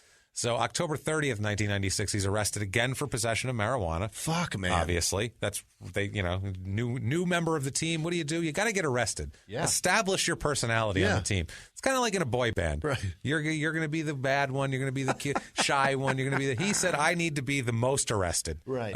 I got competition on this team. I really need to step my game up. March 9th, 1997, police announced that Ryder is under investigation for an incident at the air charter company that serves the Trailblazers. Oh, my God. He's making a fool of himself where his team flies the plane. Like, what are you doing? What the fuck? He missed a 10:30 p.m. flight to Phoenix, which how do you miss a 10:30 p.m. flight? Can't blame traffic for that one. No. And begins to get abusive with the Flightcraft employees. Flightcraft is the company. You missed the flight, and you're abusive with them. So then he asked for another flight, and they told him to go fuck himself. I don't blame him. They said they refused. So he swore and spit at an employee and broke his cell phone. Broke the man's cell phone. What's with him and fucking cell phones? He took his phone and broke it. Oh, yeah, I can't get a flight? Right. Take that, you nobody. So what a jerk. A flight's like a movie. Yeah. You don't fucking show up 10 minutes late and be like, are we going now? And no, demand it's fucking started. No, it's scheduled. Right. It's already gone. And all the other people were there, that shit's obviously. in the air, man. Everybody else was there. It didn't Figure it out. It didn't say J.R. Ryder and another teammate did this. He's the only one that was late. Idiot. Everyone else got there. So 97-98 season, plays in 74 games. Has a better year than the year before. Really? 19.7 points a game, 4.7 rebounds, 3.1 assists. Guy's Great a year. monster. Explosive. He was so good. $4.2 million off the court. Or, Making more and more money. Making bank. Oh, his contract keeps going up. That's how they work. That's how they're structured. Yep. 98-99, he gets hurt a little bit. Only plays in 47 games. Okay. 13.9 points a game, 4.2 rebounds, 2.2 assists. Not too shabby. Right. Portland is good that year, though. They go all the way to the Western Conference Finals and lose to San Antonio, who ends up beating the Knicks in the finals. They won the championship. He makes $4.8 million that year. Badass. So he's and he got bonuses, too, going through the playoffs I'm like sure. Now, August 2nd, 1999, he is traded by Portland. They've had enough of this shit What from year is this this? guy. 99, August 2nd. He's traded with Jim Jackson. Jim Jackson played for 12 teams. Yeah. 12. That's fucking crazy. He played for more than a third of the teams in the league. Like, that's not his jersey room in his house. He needs a bigger room. He's like, the walls aren't big enough for all my framed stupid jerseys. 12. He's traded with Jim Jackson to Atlanta for Ed Gray and Steve Smith. Steve Smith, also a great player, who's on one of the Olympic teams. Yep. He had a huge contract, and they wanted to get rid of the contract in Smith Atlanta. ended up playing with Atlanta. And Portland. Yeah. But Jim Jackson apparently and Ryder were both going to be free agents at the end of the next year, and so they wanted them so they could get rid of their contract, basically. So that was the deal. So they had to give up a good player in Steve Smith to do that. Gotcha. Now, they ask him at one point here, is Isaiah Ryder a thug? They ask him that in their own words on they that. They asked Isaiah Ryder, is Isaiah Ryder a thug? Yeah. Is Isaiah Ryder a thug? And his answer to this is wonderful. This I can't great. wait for. Quote, never been a thug, never been arrested before college. After college, I got into a little run-in the NBA. I will not be a disruptive force. You're already a You're deceptive force. full of shit. Yeah. That is so full of shit, the whole thing. Oh, my God. They should have just asked Kevin McHale. Wow. He will throw a hook shot comment up there. Yes. Atlanta, he most definitely is. This is when shit goes sideways for real. From now on, this is when it's just train wreck city from top to bottom right now here. In Atlanta, plays in 60 games in 99-2000. I didn't realize he played for Atlanta. Exactly. Wow. That's why 99-2000 plays in 60 games, gives one of the best in their own words ever in a minute here. 19.3 points a game, 4.3 rebounds, 3.7 assists. So he's consistent. He's great, yeah. He's just having a great time. $5.4 million he's making, so he's killing it there. The team is not having a good year, though. Okay. They are shit on the court as a team. There's this interview with him, and it's a video on YouTube. I think it's called J.R. Ryder Ain't Having It or something like that. Oh, boy. And he is in the locker room, in his locker. And at first you just see him like, they have him from the chest up and they're interviewing him. And then halfway through the interview, he gets up and he is butt-ass naked. Oh, my God. And he turns around and puts his pants on. And it's just a shot of his ass for like 5 seconds. Amazing. It's the weirdest thing ever. He doesn't acknowledge that at all. Instead, he just goes on a tirade about the team and their poor performance. Amazing. They ask him about, because he at the time was like 6th in the league in scoring. So they ask him about that. Hey, you're doing well. You're scoring a lot. How do you feel about that? He says, quote, in their own words, quote, I'd rather win, man. Fuck this 7th in the league, 6th in the league shit and scoring. I'd rather win, man. This is bullshit. People don't care, man. I'm tired of all this laughing and giggling and shit when we're losing and shit. People don't care, man. I care. Just like I said when I first came to this motherfucker, I want to win, man. This is bullshit. I want to win. So that's why I was reluctant to come to this bitch. Hilarious. Boom. And he called the city a bitch. That is fantastic. That's why I was reluctant to come to this bitch. That's hilarious. Holy shit. I'm tired of people laughing and giggling and shit when we're losing. Yeah. I love that quote. That's amazing. Fucking reporters not die laughing? His ass is out, and he's saying that's why I didn't want to come to this bitch. And they're just like, well, what do you mean? They're literally going, well, what do you mean? Is it too young, the team, or too old? And that's when he's like, man, none of this fucking shit matters. He's like, no, it's just never. At one point he says, like, I heard what I heard. Either you get it or you don't get it. I don't fucking know, man. He's just so mad and dropping F-bombs. Never looks up, too. The whole time he's just looking down. Just looking at his dick. Seething. Screaming at his dick. And That's it makes awesome. it funnier when he gets up and you're like, he's had his dick out the whole time he did that. Because I've never given a really impassioned, fuck the world speech with my dick out. Right. Like you've heard me rant against Skip Bayless. Right. My dick is firmly in my pants when I'm doing that. It's definitely put away. It would make me uncomfortable, honestly. I don't know if I would have the self-assurance to really lay into something or lay into a city, team, a situation, all of my other teammates who are surrounding me while my cock was out.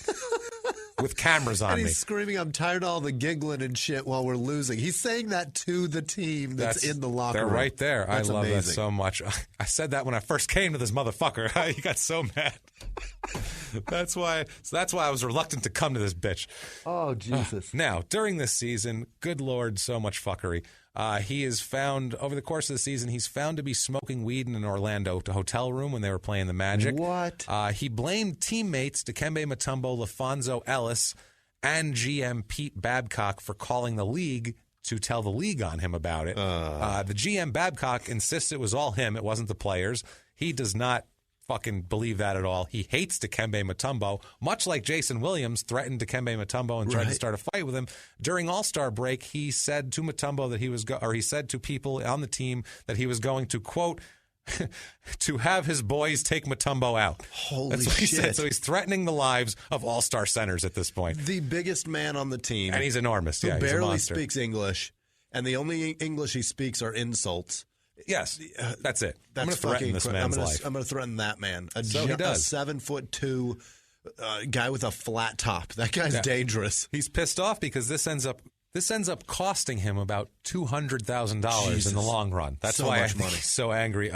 Because based on this and him being reported to the league tells him to attend drug counseling, which he says, no. Of course. Not going to fucking do it. You think the court can't make me do anger management? I'll go to jail for that shit. You think you're going to make me? You don't have a police arm, do you? You can't put me in the pokey. There's no contempt of court. There's no contempt of basketball court around here. What they can do, though, is fine him $200,000, which is what they do for that. So they go, is that okay. the steepest fine in NBA history I at that don't point? think so. Maybe. That's a pretty steep fine. Yeah. But you didn't hear about that. Do you remember hearing about No. that? You remember hearing knew nothing. I've heard all about Ray Lewis and his $250,000 fine and Bill Belichick's $250,000 fine in the NFL. I heard nothing about that $200,000 fine because he didn't want to go to drug counseling for smoking weed. That's hilarious. It's insane. So 1999, he is suspended, same season with the Hawks. He's suspended for going into the stands and in a game against Golden State and spitting on a fan. What? Can't do that. When did that happen? In 1999. What? I remember Vernon Maxwell running up in the stands and punching a fan. Yeah. That must have overshadowed him spitting on a fan. Wow. I don't think he ran like 14 rows up like Maxwell. Right. Maxwell was up in like section G. Yeah. Like he fucking ran. He took off and sprinted up the steps. Like he was taking them two at a time. He's going up where like the T-shirt cannon can't reach. Yeah, he's back there. Like you don't think you're going to be assaulted by a player that far from the court. This, I don't think he went that far in, but he did spit on a fan, which is frowned upon in the league. March 2000, he shows up late to a game, of course, and is suspended by the team for 3 games for this. He demands his release from the team. What? How dare you be upset with me for showing up late? Right. I am here when I'm here. Right. I didn't abuse an airline employee. JR I didn't break anyone's cell phone. When JR is here. I haven't been arrested today. Be happy. I'm fucking here now. Did I spit on anybody today? Come on. Give me a break here. So March 20th, this is a couple days later, he is released by the Atlanta Hawks. They're like, fine, asshole. This is before the end of the season even. Yeah, they're like, we can't even wait. GM Babcock said the whole situation, because when they signed Ryder, it was a risk. It's a calculated risk with this guy. He said it, quote, it worked out, quote, worse than I ever imagined. Yeah. No shit. Ryder says that he was a scapegoat the whole time, and that Babcock and Mutombo and Ellis and all these people were trying to blame him for the team not being good. Wow. They're trying to say it was his fault. He was the only goddamn guy out there that had any effort. That was why he was reluctant to come to this bitch. I said it when he first came to this motherfucker. Do you understand that shit? So they don't get it at all. They're doing this. Who knows what's going on there? It's so good. Yeah, it's ridiculous. So you would think at this, well, who's fucking signing him now after this mess? I know who. You know who. August 25th, 2000, he's signed by the Los Angeles Lakers. Absolutely. The world champion at the time, Los Angeles. We have a certain chemistry going. Yeah. But this is a nice balance to it. Yeah. Let's fucking rock the boat. Let's get the pH level down a little bit, and we'll really balance this bad boy out. What do you say? He shows up 2 days late to training camp. What? Never on time for shit, ever. 2 days late for training camp. 2 days late for training camp with a new team that's the world champions, and Phil Jackson's your coach, who notoriously doesn't take much shit from people. Not good. Not great. He has a decent season. He doesn't play a whole lot. He plays in 67 games. Okay. Well, he only starts like 7 games, averages 18 minutes a game. He's a bench player. Somebody's injured, right. But he's their top-scoring bench player. No shit. 7.6 points a game, 2.3 rebounds, 1.7 assists. Not bad. He's their sixth man. The Lakers win the title that year. Right. They win the championship. He's got himself a fucking He's got a ring. He did not play 1 minute in the whole playoff. They sat him down and deactivated him for Devin George. That's who they activated. Because they didn't trust him. They didn't trust him to show up on time. They just said, you know what, we're not going to reward you for whatever. We're going to put Devin George in. You're still going to get some jewelry. Look, we have Shaq and Kobe. It doesn't matter the other 3 stiffs we put out on the fucking court. Honestly, we don't care. Was Fisher on that team? I think Derek Fisher so, too. Yeah. Like, we're fine. That's it. We don't need you. We got 3 guys that are very capable of winning a championship. Absolutely. Just the 3 of them. Ryder only made $736,000 that year. So took it down a notch that year. Yeah, that was league minimum for veteran. That's what happens when you walk away from your team. Yeah, exactly. Veteran minimum right there. During the Lakers, while he was on the Lakers, they were in San Antonio for a game with the Spurs. He missed a team bus to the Alamo Dome at one point. Missed the team bus. He arrives late with a note in his hand, hands a note to Phil Jackson like it's like, a note from his mom to the teacher, from the hotel manager saying that their operator did not provide the wake-up call for Isaiah Ryder that he had requested. Literally, he said, you got to write a note to my coach because he's not going to believe. Set a fucking alarm. Bring an alarm with you. You have to, what is this? You have to be there by 7 o'clock for Christ's sake. It's 2001. You've got a cell phone with an alarm on it. Bring a goddamn travel clock with you if you have to. Hire a hooker. Something. I don't give a fuck. Get there, goddammit. So, that's so I imagine Phil Jackson. Yeah. Imagine Phil Jackson, who had Michael Jordan for all those years, who's the work ethic is unparalleled. And this guy's like, here's a note from the hotel manager saying that they didn't give me a wake-up call. Jordan never would have pulled this shit. No. Jordan played through the fucking flu, and he was on time. That's what I'm saying. You better be here, goddammit. That's what I'm saying. Now, March 8th, 2001... Jesus Christ. Lamar Odom of the Clippers at the time and of Kardashian and drug overdose and meltdown and famous fuck up fame. Yeah. Fuck up Hall of Fame, honestly. He's a Hall of Fame fuck up. Meltdown in a fucking brothel. They're each suspended. Him and Isaiah Ryder. They're not together, but they're both suspended on the same day. 5 games each for violating the league drug policy. Okay. Now, remember that he violated the league drug policy. Right. Just remember that for a second. The NBA cannot, based on the union contract, cannot disclose details of testing or treatment on the players, at least not at that point.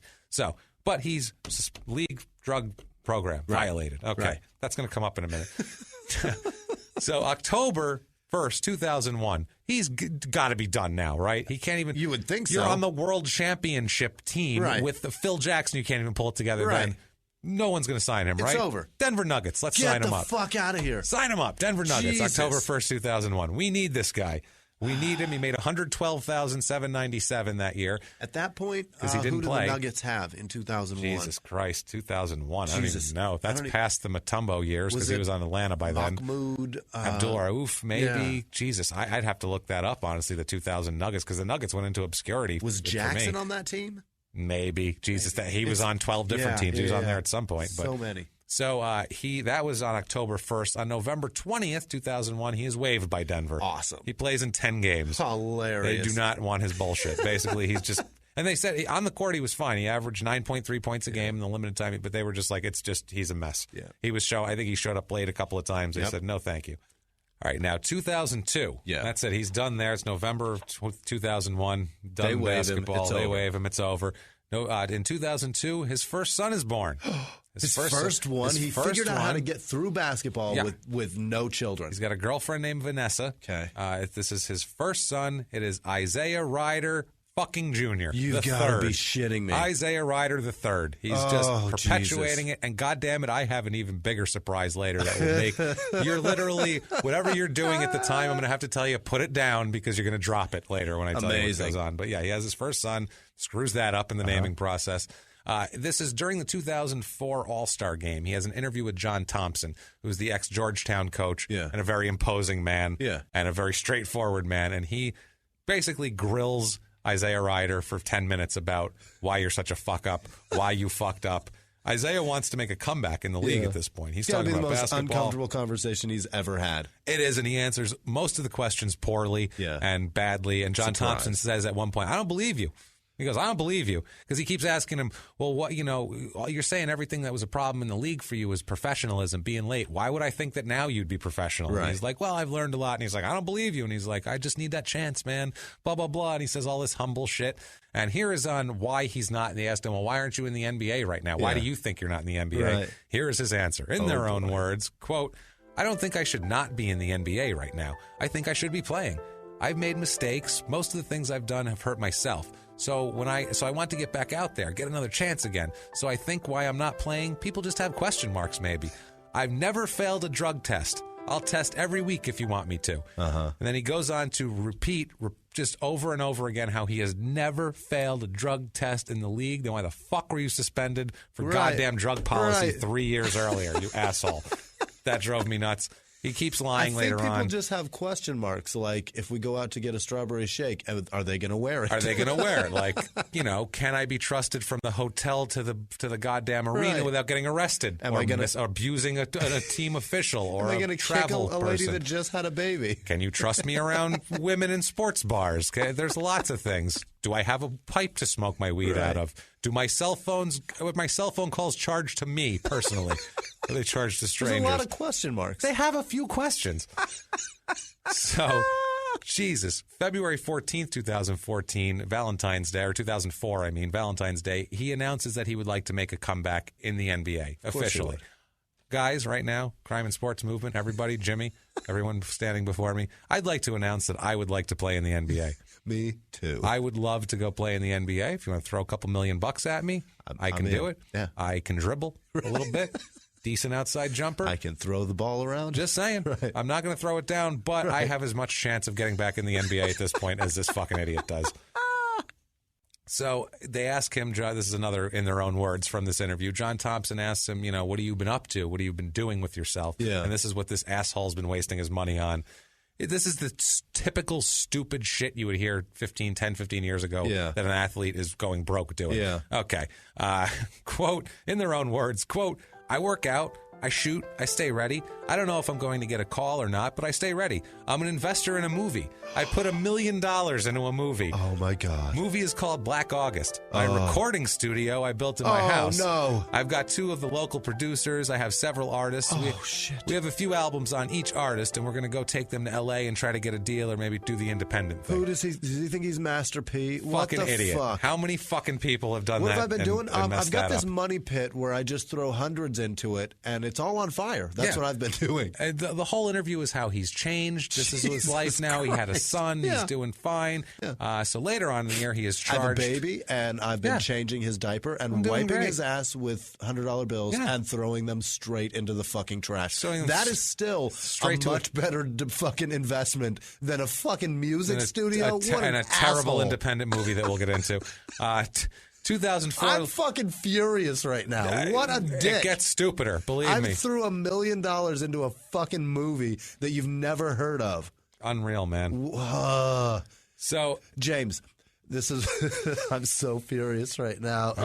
This guy. I have so many bills every month, and this fucking guy is throwing He said it casually was the problem. He has no job. His problem was the casual nature of it. Would go, it's like, I invest $1 million. Like, I dropped $1 million into this movie. It's called Black August. You've and then got no job, motherfucker. No. There's no. This is the delusion that these guys had. They had this delusion of, well, I had a lot of money, so if I just keep living like I do, then I'll always have a lot of money. I don't know where the logic comes in there. Oh my God! But you see this repeatedly. Where they're like, well, and they try to make a big score. There's a documentary, a 30 for 30 documentary, ESPN. It's on Netflix called Broke. Yeah. And it's a documentary about broke athletes. It's got all these athletes telling you how they pissed all their money away. And it's basically the J.R. Ryder fucking story. That's all it is. The one recording studio, Andre Rison would say, anybody, could play music. I'd buy them a studio. I'd do this. I'd do that. These guys, that's what they did. They pissed their money away. I'm unemployed, so I may as well spend a fuckload of money. He thinks he's getting back in the NBA, though. That's the thing. He doesn't think he's unemployed. What a dipshit. In his mind, he's having a little break. There's a little hiatus. He hasn't made his case yet. Gotta but he's going to get in James. there. That's what I mean. In his mind, everything's fine. Gotta train up. He's really got it. You figure at this point, he's talked to John Thompson. He's on national television with the thing. You figure with the All-Star game, you figure he is really going to concentrate on getting his shit together at this point, right? Yeah. Later on in the year, he's charged with misdemeanor battery. Jeez. Oh, that one killed me. For That's domestic awesome. violence against his girlfriend Vanessa. Hilarious. So now he likes women. He'll fight a woman. Absolutely, he's an asshole like that. I bet that the recipient of the strawberry shake was a woman. Yeah. Oh, I'm sure. Absolutely. It had to be. What it is. Dick. Now, November of 2005, he's arrested next year for an outstanding warrant from Marin County stemming from the battery charge because he didn't do anything about it like he was supposed to. It's unreal, man. He was hip-hop's biggest mogul, the man who redefined fame, fortune, and the music industry. The first male rapper to be honored on the Hollywood Walk of Fame, Sean Diddy Combs. Diddy built an empire and lived a life most people only dream about. Everybody know ain't no party like a Diddy party, so. Yeah, that's what's up. But just as quickly as his empire rose, it came crashing down. Today I'm announcing the unsealing of a 3-count indictment, charging Sean Combs with racketeering conspiracy, sex trafficking, interstate transportation for prostitution. I was up. I hit rock bottom, but I made no excuses. I'm disgusted. I'm so sorry. Until you're wearing an orange jumpsuit, it's not real. Now it's real. From his meteoric rise to his shocking fall from grace, from law and crime, this is the rise and fall of Diddy. Listen to the rise and fall of Diddy exclusively with Wondery Plus. Behind the closed doors of government offices and military compounds, there are hidden stories and buried secrets from the darkest corners of history. From covert experiments pushing the boundaries of science to operations so secretive they were barely whispered about. Each week, on Redacted, Declassified Mysteries, we pull back the curtain on these hidden histories. 100% true and verifiable stories that expose the shadowy underbelly of power. Consider Operation Paperclip, where former Nazi scientists were brought to America after World War II, not as prisoners, but as assets to advance U.S. intelligence during the Cold War. These aren't just old conspiracy theories. They're thoroughly investigated accounts that reveal the uncomfortable truths still shaping our world today. The stories are real. The secrets are shocking. Follow Redacted, Declassified Mysteries on the Wondery app or wherever you get your podcasts. You can listen to Redacted early and ad-free right now on Wondery Plus. And now at the same time, here's one thing that I find kind of funny. You know, the whole UNLV thing. Yeah. You know, he also took a lot of shit for the college stuff, for being ineligible and all that kind of thing, and being able to play anyway. He took a lot of shit for that, and Tarkanian got run out of town and all that. Yeah. But as time goes by, November 26, 2005, the team names the court at the Thomas and Mack Center Jerry Tarkanian Court. Oh, that's right. So I remember that. Stay silver-haired, people, because eventually... Stay silver, my friends, because history will love you and tell everyone else to go fuck themselves, even though you did everything you could for your own personal gain. No doubt. And had nothing to do with kids or anything else, any other bullshit. That's that you the equivalent of fucking UConn putting up the fucking statue of Penn State. Yeah, Penn State putting the Paterno statue up. Might as well. Why did I say UConn? Jesus. I don't know. Different teams. They're both blue. I know where the molesting happened. They have blue on their uniforms. Let's blue just say and that. white. And they're East Coast. Now, but that's the equivalent. That is. Now, that was November of 2005. Now, January 26th of 2006, he is arrested in Marin County, California for kidnapping and battery. Holy shit. Not great. That's a tough charge. Also arrested for an outstanding resisting arrest warrant from Alameda County. He's always got an outstanding warrant. Watch out for that. That's a recurring theme here. Jesus. Sergeant Bruce Baker of the Marin County Sheriff Department said that Ryder had an argument with a female friend when he drove her against his will away in his Mercedes and was holding her down as she was trying to scream and open the window and get help from someone. She got the attention of police while screaming and making a scene. He's being held in the Marin County Jail on $2 million bail. Whoa. Not fucking around now. His attorney has withdrawn from the case, saying that Ryder isn't cooperating and won't pay him. No shit. So fuck off. So he's out of the whole thing. I don't want to deal with this idiot anymore. Unbelievable. I mean, Jesus Christ, dude. Let's go through that. Let's just back it up for 1 second. So much. Let's just back it up for 1 second. Yeah. From the fast food to whatever the fight was in college, to the poor fast food lady, milkshake wearing woman, to the goddamn woman just coming off maternity leave, getting kicked in the back for trying to get kids' autographs. Holy shit, these poor coaches that have had to deal with him. All the dice fans, games on the corner. Little kids who are wearing his jersey that want an autograph that can't get it. Dice games, girlfriends, coaches, everybody. Airplane attendants. Dikembe Mutombo. Yeah. I feel bad. Get the fuck out all of here. These people, Jimmy. I really do. Way. But not nearly as bad as I feel for Isaiah Ryder, who the one I really feel bad for is he was a kid in Missouri. He was a sick teenager in Missouri who was taken somewhere and basically held in Illinois medically. They called it medical kidnapping, and the court would not give him back to his parents. What? Because he had some illness that they were not letting him get treatment for. Oh, I feel so bad for him. I feel so bad for this kid. And he's got to have that shitty label. And they had all this horrible court battles and all this shit, and I pulled up 3 different articles thinking it was this Isaiah Ryder, and it's not. Not nearly as bad as I feel for Isaiah Ryder, who is a Canadian murder suspect at this point. Oh, Jesus. He's a young man who killed a woman in Canada, and if you search Isaiah Ryder crime or Isaiah Ryder arrest or anything, you're getting this guy, which is worse because for him, think about that. What if potential jurors or anybody Googles him and they're like, oh, God, he did all this too? He must have killed that girl. He smoked weed out of a Coke can. Jesus Christ, he's done so much. He's kidnapping? Of course he killed that girl. He's got a championship ring. They're skewing his whole case. This poor guy's in court like, my name isn't really Isaiah. Right. Yeah, change it. Now, February 4th, 2006, about a week later, he pleads not guilty to kidnapping. Doesn't want to do that. Of course. Of course. Now, around this time, he's asked about drugs in the NBA and the fact that he says he never failed a drug test. Yeah. And he says, in their own words, quote, I think it was my first year in Atlanta they put in drug testing for players. I passed. The next year I played for the Lakers. passed. And it's just been a lot of misconceptions about me and drug use and marijuana and the whole program. I've never, ever failed a drug test in the NBA. I challenge anyone on that. Unbelievable. So he is vocal with his bullshit, Yeah. man. I like it when people are assured of their bullshit. They're positive in their shit. He believes all his bullshit. He believes every word of it, or at least he wants you to believe that he believes every word of it. But he can't believe every fucking word of it. He can't. He knows exactly what he did. No He's one's a that dipshit. stupid.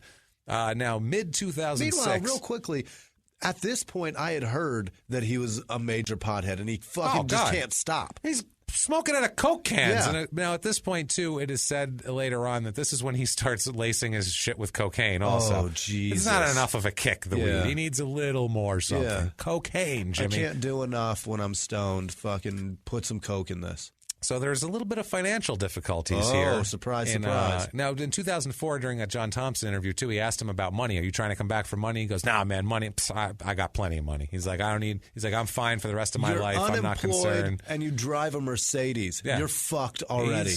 He's thinking he's fine. Mid-2006, the bank forecloses on a home. It's sad because it's a home he bought for his mother. It's his mother's waterfront Alameda home, and it's foreclosed on because he's a fucking idiot. I can't stop laughing. Oh, That's my still God. funny. It's unreal, man. July 9th, 2006, Ryder is arrested for felony cocaine possession. Now let's get it going here. Shit. Cocaine was found in his home after police were called to residence for some kind of disturbance. Who knows? Jesus, he might have been kicking the pizza delivery guy down the front steps for all we know. This is getting crazy now. It's fucking nuts. He's also awaiting the kidnapping trial at this point, and this is the one where he tried to flee a domestic disturbance. The police were there. He tried to flee around them and crashed into a car. Okay. So the police were pissed about that, as you might imagine. They were a little upset. They don't really like that kind of thing. You put a ding in my bumper, you dick. Well, not into their car, but he was into a parked car? Yeah, they had just, to jump out of the way, fuck? and he ended up, trying to squeeze through a place to get away from the cops. What are you running for? Again, this is going to come up again. This is when he starts his "I'll just run for it" thing. And he's not even committed to that, as we'll get into. February 2007, his mom slips into a coma.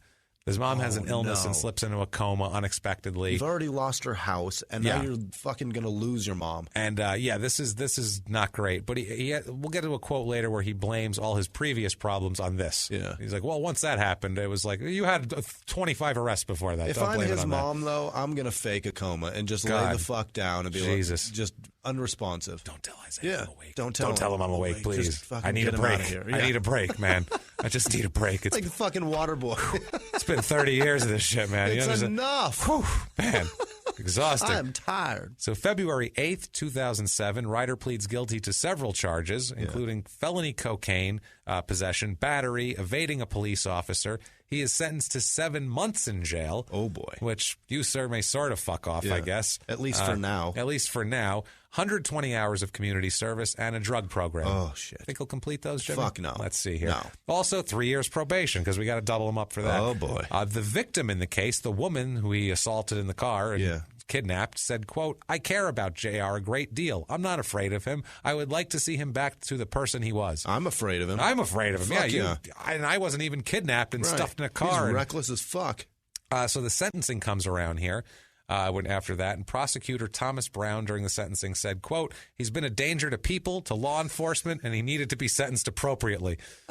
And fast food workers, yes, and fucking sports bar employees, and airline employees, and anyone he can get his anywhere hands on. that's in his person, anyone that he feels that he is above in the social, stratus, he's just going to abuse. That's what it is. He's a fucking menace to him. He is, and even if they're equals, Christ, he threatened to Kemi Mutombo's life. The guy's an all-star. For even Christ's if they're sake. above him, he Doesn't doesn't matter. even show up for fucking.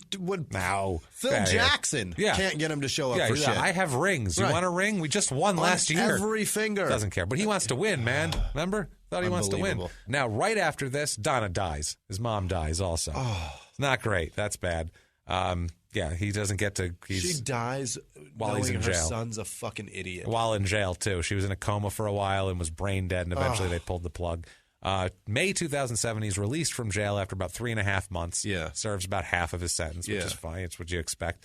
On the 7-month sentence and in the whole jail experience, we have an in their own words here. He won't shut the fuck up. No, he will not. In their own words, quote, It was the ultimate low point of my life. There were no visitors, no one down for me, no letters. I had fake friends. They left me for dead. I've been there for so many people. I co-signed to pay for homes. I paid for weddings. But when I was struggling, no one was there for me. No one was down for me. But no I'm one not was a thug. down for me. But I'm not a thug. No. But that's some damn. shit thugs say. Well, yeah, I probably said that when I was a teenager, too. That's some shit idiots say. You know, he's an idiot. But when you were trying to be a thug. Maybe. I don't know what the fuck. I was just a jerk off in general. Now, August 2007, the movie Black August comes out. His big investment. Yeah. It's a pile of shit. I haven't seen the movie, but I watched the trailer. Yeah. It's fucking terrible. It is. It's what shot is it even about? Terribly. Well, I'll tell you what it's All about. right. The IMDb description: an inmate activist George Lester Jackson's short life becomes a flashpoint for revolution, igniting the bloodiest riot in San Quentin's history. It's a true story. I'll give $1 million for it. It's a true story. $1 million. And it looks like that's all they had, and they didn't spend it wisely. When they you got look at the all thing. his money and ran. It stars nobody. Yeah. Stars maybe the lady who worked at the sports bars in it. I don't know. One of the airline employees. That's part of her settlement. It has 6.4 out of 10 stars on That's IMDb. not bad. But it's only 254 reviews, which is nothing on IMDb. Bloodfist had more. Between Dolph our Lundgren. American Dolph Lundgren and Bloodfist had more reviews. between our American reviews and our UK reviews for our podcast, Yeah, we have more than that. We have more than that. This fucking movie's been out for over 10 years. Jesus Christ. That's sad. probably all the people that have seen that movie. No shit. Yeah, they're his friends. Yeah. Isaiah's like, guys, seriously, fucking buy this movie. I spent $1 million on everybody this that shit. he bought houses for reviewed it. Shit. God. So he gets out of jail and gets to go watch that. And he's like, great. I spent $1 million. Imagine that, too, because at this point, he's pretty broke. Yeah. And now he's going to go watch his $1 million wasted on the screen. Watch it Imagine swirl what that's the got to fucking be. drain. He's got to sit there going, if I wasn't here right now, I wouldn't have gave that $1 million. I wouldn't be here, and I'd have an extra $1 million that I would have pissed away on cocaine, but still. Some fucking street dice game. Oh, my God. At least there'd be more excitement. No shit. January 5th, 2008, police are called when Ryder has a confrontation with a taxi driver. This what is not the fuck, not man? the first confrontation he'll have with a taxi. It's the first, not the last confrontation he'll have with a taxi driver. It's found that he has outstanding warrants for both illegal possession of a firearm and grand theft. Of course. Obviously. He always has warrants. Yeah. Always. That's a rule for him. Always has warrants. Early March 2008, this was January 2008. Early March 2008, he's arrested for possession of a controlled substance and driving on a suspended license in San Rafael, California. It's weed. It's controlled substance in California in 2008. Yeah. That's drugs. That's probably pills. I was saying That's weed, but it's pills, probably, coke. yeah. That's actually I think they'll charge you with cocaine possession. Okay. Controlled substance is probably pills. I would imagine. Probably. So he's got some pills that he didn't. Probably have a prescription for. There he is. No license, obviously. Why would you have a driver's license? Get behind the wheel. What the fuck, man? Now, he's still driving a couple weeks later. Now, he has no driver's license, still driving. March 30th, 2008, he is pulled over for failing to stop at a four-way intersection stop in the Skid Row district of Los Angeles. When you don't have a license, you obey every fucking traffic law. Not him. He's in Skid Row, which is a section of Los Angeles, if anybody's ever seen the footage, where it's just like tents and shanty towns of homeless people. Right. It's where you go to buy crack, I would imagine. You'd find it pretty easily. He is in there. It's 2 o'clock in the morning, and he's in Skid Row here. Officers run his plates when they pull him over for this and find out that the car he's driving, a 2001 Monte Carlo, is stolen. Oh, Jesus. He's driving a stolen car. With no license. Ryder insists it's his cousin's. It's my cousin's car. What are you talking about?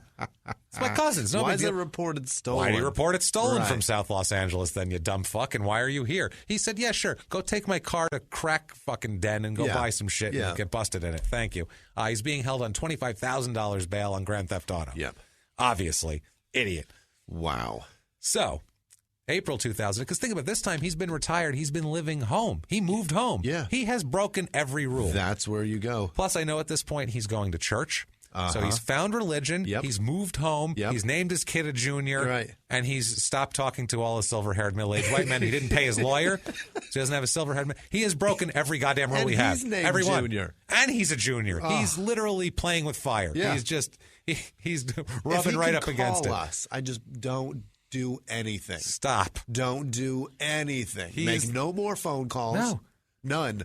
Go to a halfway house in fucking Sacramento and get the fuck out of Oakland. Well, he's going to get out of Oakland. He's a prototype for our fuckery, though. Don't do this. But he moves to another place. There's 2 places where you don't move also if you're a retired athlete that you don't want to get in trouble. You don't go to your hometown, you don't move to Florida, and you don't move to fucking Arizona. Oh, God. 2 places you don't move. Well, what has he done? April 2009, his fiancée Vanessa, now they're fiancé, even though he's beaten her continuously and had another girlfriend and everything else. Fiancé convinces him to move with her from Oakland to Phoenix. Oh, Jesus. So now he's in Phoenix. Terrible place to live.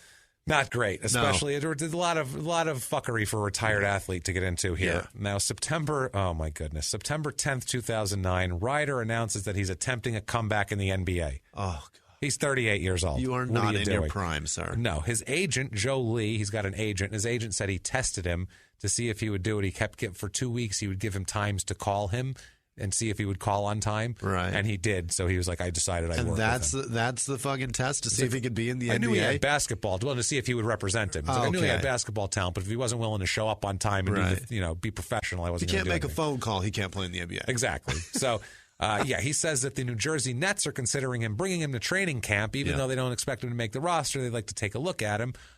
Why does he still have a fucking agent? He doesn't have a lawyer, but he has an agent. That's crazy. He's arrested every other day. He's 38 years old. He's not going to play in the league, but he has an NBA lawyer and not an NBA agent, but not a lawyer. Right. Fucking moron. That's so crazy. It's the one thing he should have as a lawyer. Never mind anybody else. Fuck your agent. Lee says that he's been working out hard and playing with local college players in the Phoenix area. Local college in the Phoenix area? What, ASU? Who knows? Yeah. Fucking Grand Canyon University? Pretty much. Yeah, they're just whoever he can get to go. He's playing with Dan Marley. Shit, he'd be lucky to play with Dan Marley. He wishes. He's probably playing with Eddie House. That's who he's no playing doubt. with. His socks pulled up. When asked about Setsabalos, he's around. When asked about if he'd be interested in playing for the Timberwolves again, Lee said that, quote, he'd go in a heartbeat. He's humbled now. He's matured. Of course he'd go in a fucking heartbeat. They're an NBA team. Of course he's humbled. He's broke. I'm good now. Understand? That's what his agent said. Look, he's good now. Okay? You can't make your mortgage payment. Your mom's house is foreclosed. Excuse me. You're humbled. Assembled media, do you see the color of my hair? He's good now. Okay? Fine. So at least he's following that bit of direction. He's got somebody on his side. Jesus Christ, man. Unbelievable. Now, he's talking about playing ball, and he said about back in the day and about currently, because 2009 and 94 are 2 different eras completely to play in those. So they asked him, like, what are the differences in the game and all that? He said, a lot. In their own words, quote, playing with our style when we were young, we wanted to be like the guys on TV. We wanted to run, jump, shoot. We wanted to be in your face and talk a little. It's fun to see guys coming up afterwards playing that way. They're not playing that way. That. They're playing like not pussies. Running, gunning. No. Like Draymond Green is the tough guy. It's enough said. I'd take Ryder over Draymond Green any day of the fucking week. All day. I'll take Ryder when he's got a coke habit over fucking Draymond especially Green. then. Christ, he's worked up. He's going to steal a couple cell phones out of his pockets. He's going to work them over. With sweat. He's going to work them over. He's ready to go. So Ryder is considering right now signing with the North Texas Fresh of the American Basketball Association. The owner of this team is the guy named Jay Bowdy, who is 26 years old and owning a minor league basketball team. It's a, quote, semi-pro team. He says, quote, we're in the process of getting it done about getting Ryder. Ryder says that he has, overseas teams are interested. It's a Greek team, a team in Dubai that's interested in him, but they're just waiting for him to decide, and he needs film. He needs to be, they don't know, they haven't seen him play. So they need to see him under the leg dunk again. Exactly. Right. So he's trying to gather some film, basically, at this point. Now, 2009, a little later, a couple weeks later, he signs with the North Texas Fresh. They got him. And by the way, the North Texas Fresh still exist. Really? To this day, they still play. There's nothing in North Texas that is fresh. No. This is like the Fort Worth area, apparently. The owner there of the Fresh, Jay Bowdy, said, quote, I understand he's made mistakes. He's had his chance and he flunked on it for whatever reason. But the reason why I took him in is because unless you mess up with me and I see it, then I'm not going to not accept you because of what you did 10 years ago. Right. That's a long time, and there's so much you can learn from experience from that. It wasn't 10 years ago. No. He's been getting arrested every fucking 2 months. For the past 10 years. Constantly. He was arrested how long ago? Let's see here. He's still on probation, How Bowdy. long ago was he arrested? March 30th, a year and a half ago he's arrested. That's not enough for you? Jesus. And probably before that, because you can't find all 30 arrests. Little. North Texas Fresh Chance. That's what they're called. That's their name. And he said that they play like they were talking about how they take the bus and they stay in like shitty motels and all this kind of thing. Ryder will be one of the 2 highest paid players on the team, which means nothing. Right. They practice and play in Crowley Middle School, the Crowley Middle School gym, and everything is scheduled at night because the players all have day jobs. Okay? Wow. That's unreal, right? He's sitting in a Best Western in like rural Texas, like waiting to play a game in a middle school fucking gym when he was rich and he had everything and he was a goddamn world champion, hugging Shaq, holding up a trophy, hugging goddamn Kobe Bryant, holding up a trophy. Now he's sitting in a fucking room, just sitting there, dejected. Who knows? Maybe a hooker just robbed him and left. And there's a knock at the door, and it's the Mexican pimp. And he says,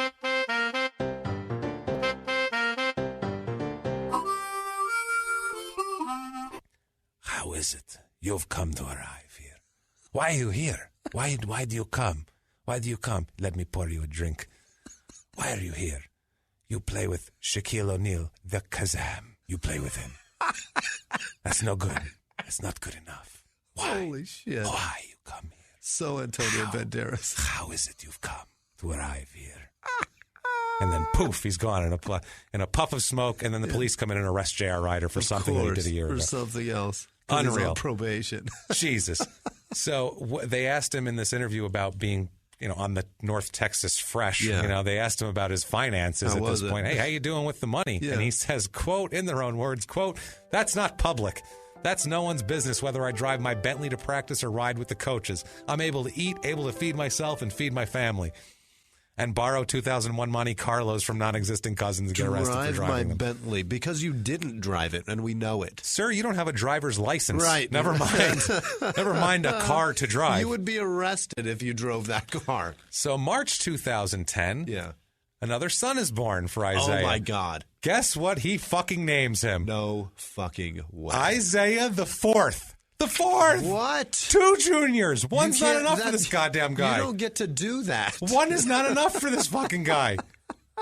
He said, I need to make 2 people that have no chance of success or survival in this world. What the fuck are you doing? And by the way, Isaiah, the fourth is your third son. Yes. You don't get to name your other son the fourth. He did. You asshole. Isaiah Ryder's another one. He's the 4th one now. Fuck it. Who cares? He should have been Isaiah Ryder Jr. B or something. I don't know. Or the third. Just name him a Roman numeral. Yeah, dash B. Ugh. What the fuck? What are you doing? Isaiah Ryder squared. You fucking jerk. The 4th. What are you doing, jackass? I hate him. You have to hate him. And think about that. That's like everything we've said. Everything that we say, the rules, he not only breaks them, he doubles them up. Yeah, he doubles them up. Absolutely. Doubles down. He's like, I'll have 2 kids. Name them both Junior. I don't give a shit. I'm splitting aces. Let's go. Name them both on myself. What the fuck? At this point, too, he's talking about trying to get into charity. I used to like him before we started this podcast. I'm telling you. I was such a fan. Not anymore. I fucking hate him. He's trying to get into charity at this point. He needs charity. You're arrested every other goddamn day. Who are you charity? You need to GoFundMe, sir. He says on charity, in their own words, quote, I still try to do things wherever I can. I give scholarships to kids in the city, to hospitals, and kids overseas in Trinidad and Africa. Charity work is very important in my life. Who's giving you scholarships to give away to anybody? I wouldn't give this guy a fucking car wash coupon to give to somebody. Never mind a scholarship. Who's he going to give it to? He's going to trade it for crack. What the hell's wrong with this jackass?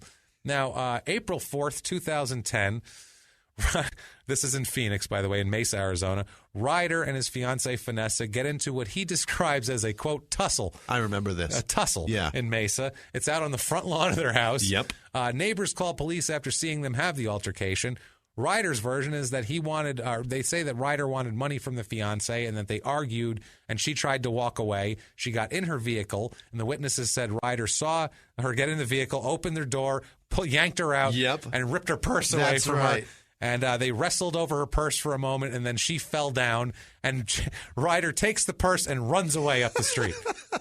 Just runs away. I'm going to run. I'm going to go. I don't care. Runs away. His fiancée chases after him, of course she does, yelling for help and for him to stop. He eventually stops, gives her the purse back, and then turns around and keeps running. which is the weirdest fucking thing ever. Fiance said that he was high on marijuana and, quote, wasn't thinking clearly. No. Obviously not thinking clearly. Clearly. He was like, this goes great with my shoes. Never mind, it's yours. Jesus. So Ryder told the police that they had, quote, a tug of war over the purse when she refused to give him his ID and his money out of the purse. She said they had a, quote, a tug of war, which, quote, she lost. Yeah. That's what he said. Yeah. It was a tussle. He ran away at this point, away from the house and got a cab. Okay. Takes a round trip from Mesa to Phoenix back to Mesa, does a round trip. And if you Mesa to Phoenix, like good 20, 25 miles. It's a suburb, but it's mileage-wise, it's a very spread-out city. We're about to That's an expensive cab ride. We're about to drive the same freeway back home as he drove. Yeah, it's an expensive cab ride, this cab ride, right? So they arrive at his apartment complex back. Ryder says to the cab driver he needs to go inside and get his wallet to pay the $150 fare. Oh, I got to go run in my apartment. I can't do this. Sure you do. So he just ran away through the apartment complex, never came back. The driver picks Isaiah out of a lineup. Of course. Ryder had given the driver his cell number and said that and agreed to meet up with him to pay him later, and then never showed up. Perfect. To set up a time. He won't show up for Phil Jackson and Kobe Bryant and Shaq. He's not showing up for a cab driver. He's going to show up for a guy with a Middle Eastern name. No. Right. So police place him under what they call surveillance at this point. They're just like, let's just watch this asshole and see what he does. Guess what? He fucks up more. Shocker. April 8th, 2010, Ryder is arrested after being spotted driving erratically in an SUV. Okay. The black SUV, they go to pull him over. He pulls into a neighborhood, stops the car, gets out, and runs away. Gets out, makes a run for it, runs He's got a lot of stamina. Not really, because he runs a little while, stops, turns around, changed his mind. Goes back. He literally made a run for it, then go, what the fuck am I doing? Turned around and ran back. I don't know if he got tired. He hasn't been in the league in a while. His cardio might not be great. Police had been keeping an eye on him. When they get to the car, they realize there's 3 small children in the car. Oh, He's been driving erratically with his 3 small children in the car. With all the Isaiahs. All the Isaiahs and a couple other, the Isaiah posse there. Who the fuck, and if it's not his kids, who the fuck is giving their kids to Isaiah Ryder to take around? He doesn't have a driver's license, and he's always going for cocaine. What are you giving a kid? I wouldn't let that guy watch my kid. And his kids are named Isaiah Ryder. Yeah. Don't give him yours. Don't give him your kids. So April 13th now, that was April 8th. Now, this is in a small stretch. April 4th was the incident with his wife and the cab. Right.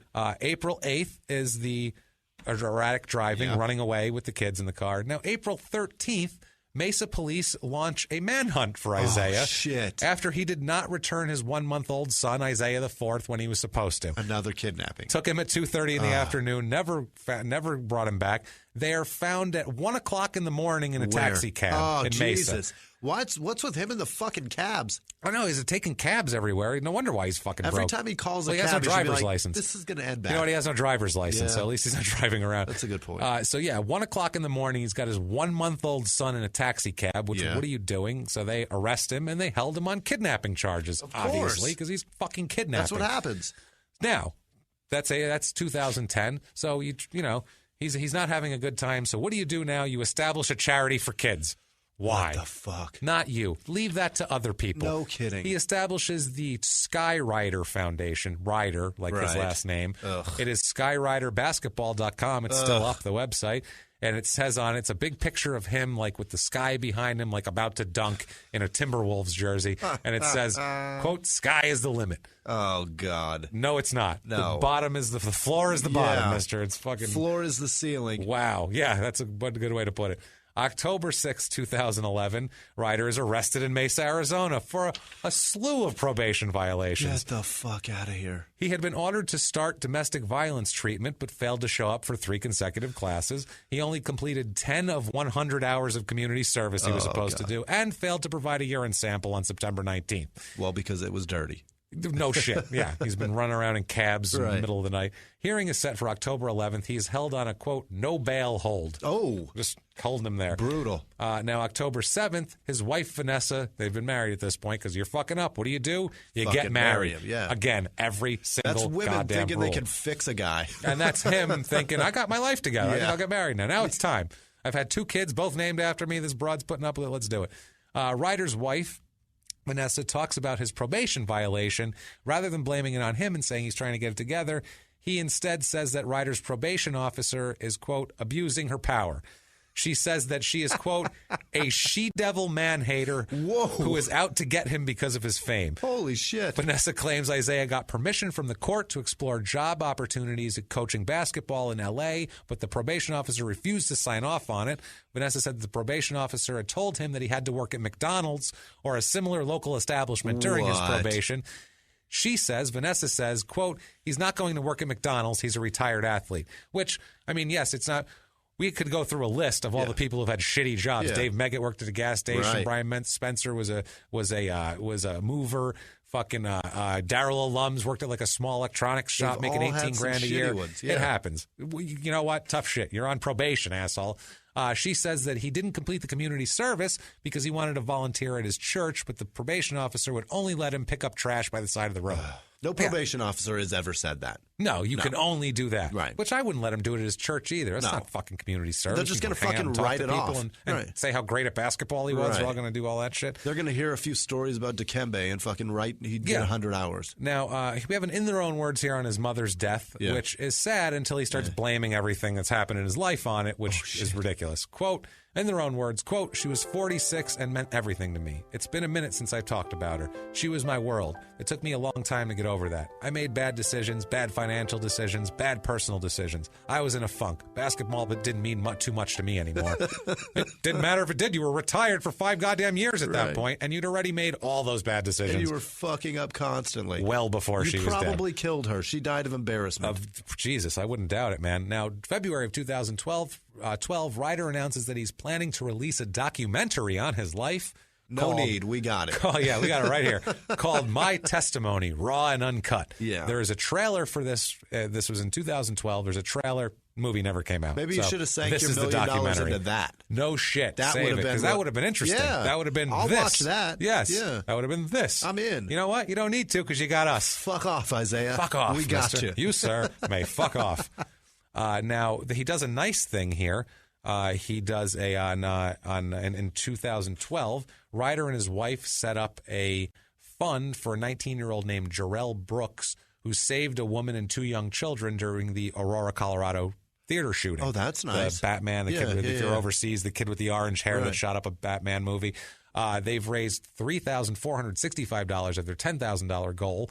Ryder is an incessant tweeter, by the way. Really? If you're on Twitter, Ryder will fucking you can tell him about this. And he's going to hear this. Tweet at him, and he lives in he's probably going to kill us both. Yeah. So we'll see. I don't know. Fucking idiot's going to hear this. Yeah, definitely.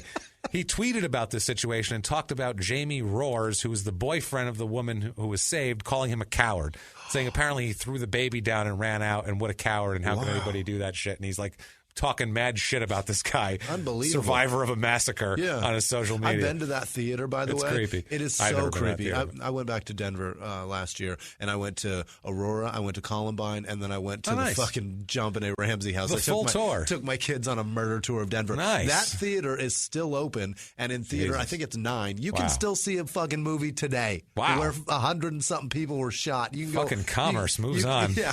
Jesus. You can go watch the new fucking, I don't know what's out right now. Who the hell knows? You can go watch whatever you want in that theater. You can go, just tell you what, go into the theater and put your headphones in and listen to this. There you go. That's what you want to do. Yeah. Just block it all out. January 2013, he starts working with a PR guy. I don't know why. Why are you hiring PR people? Have defense lawyers. Never mind PR. Never mind agents. Never mind any other shit. You don't need PR. You need to fucking stop being an idiot.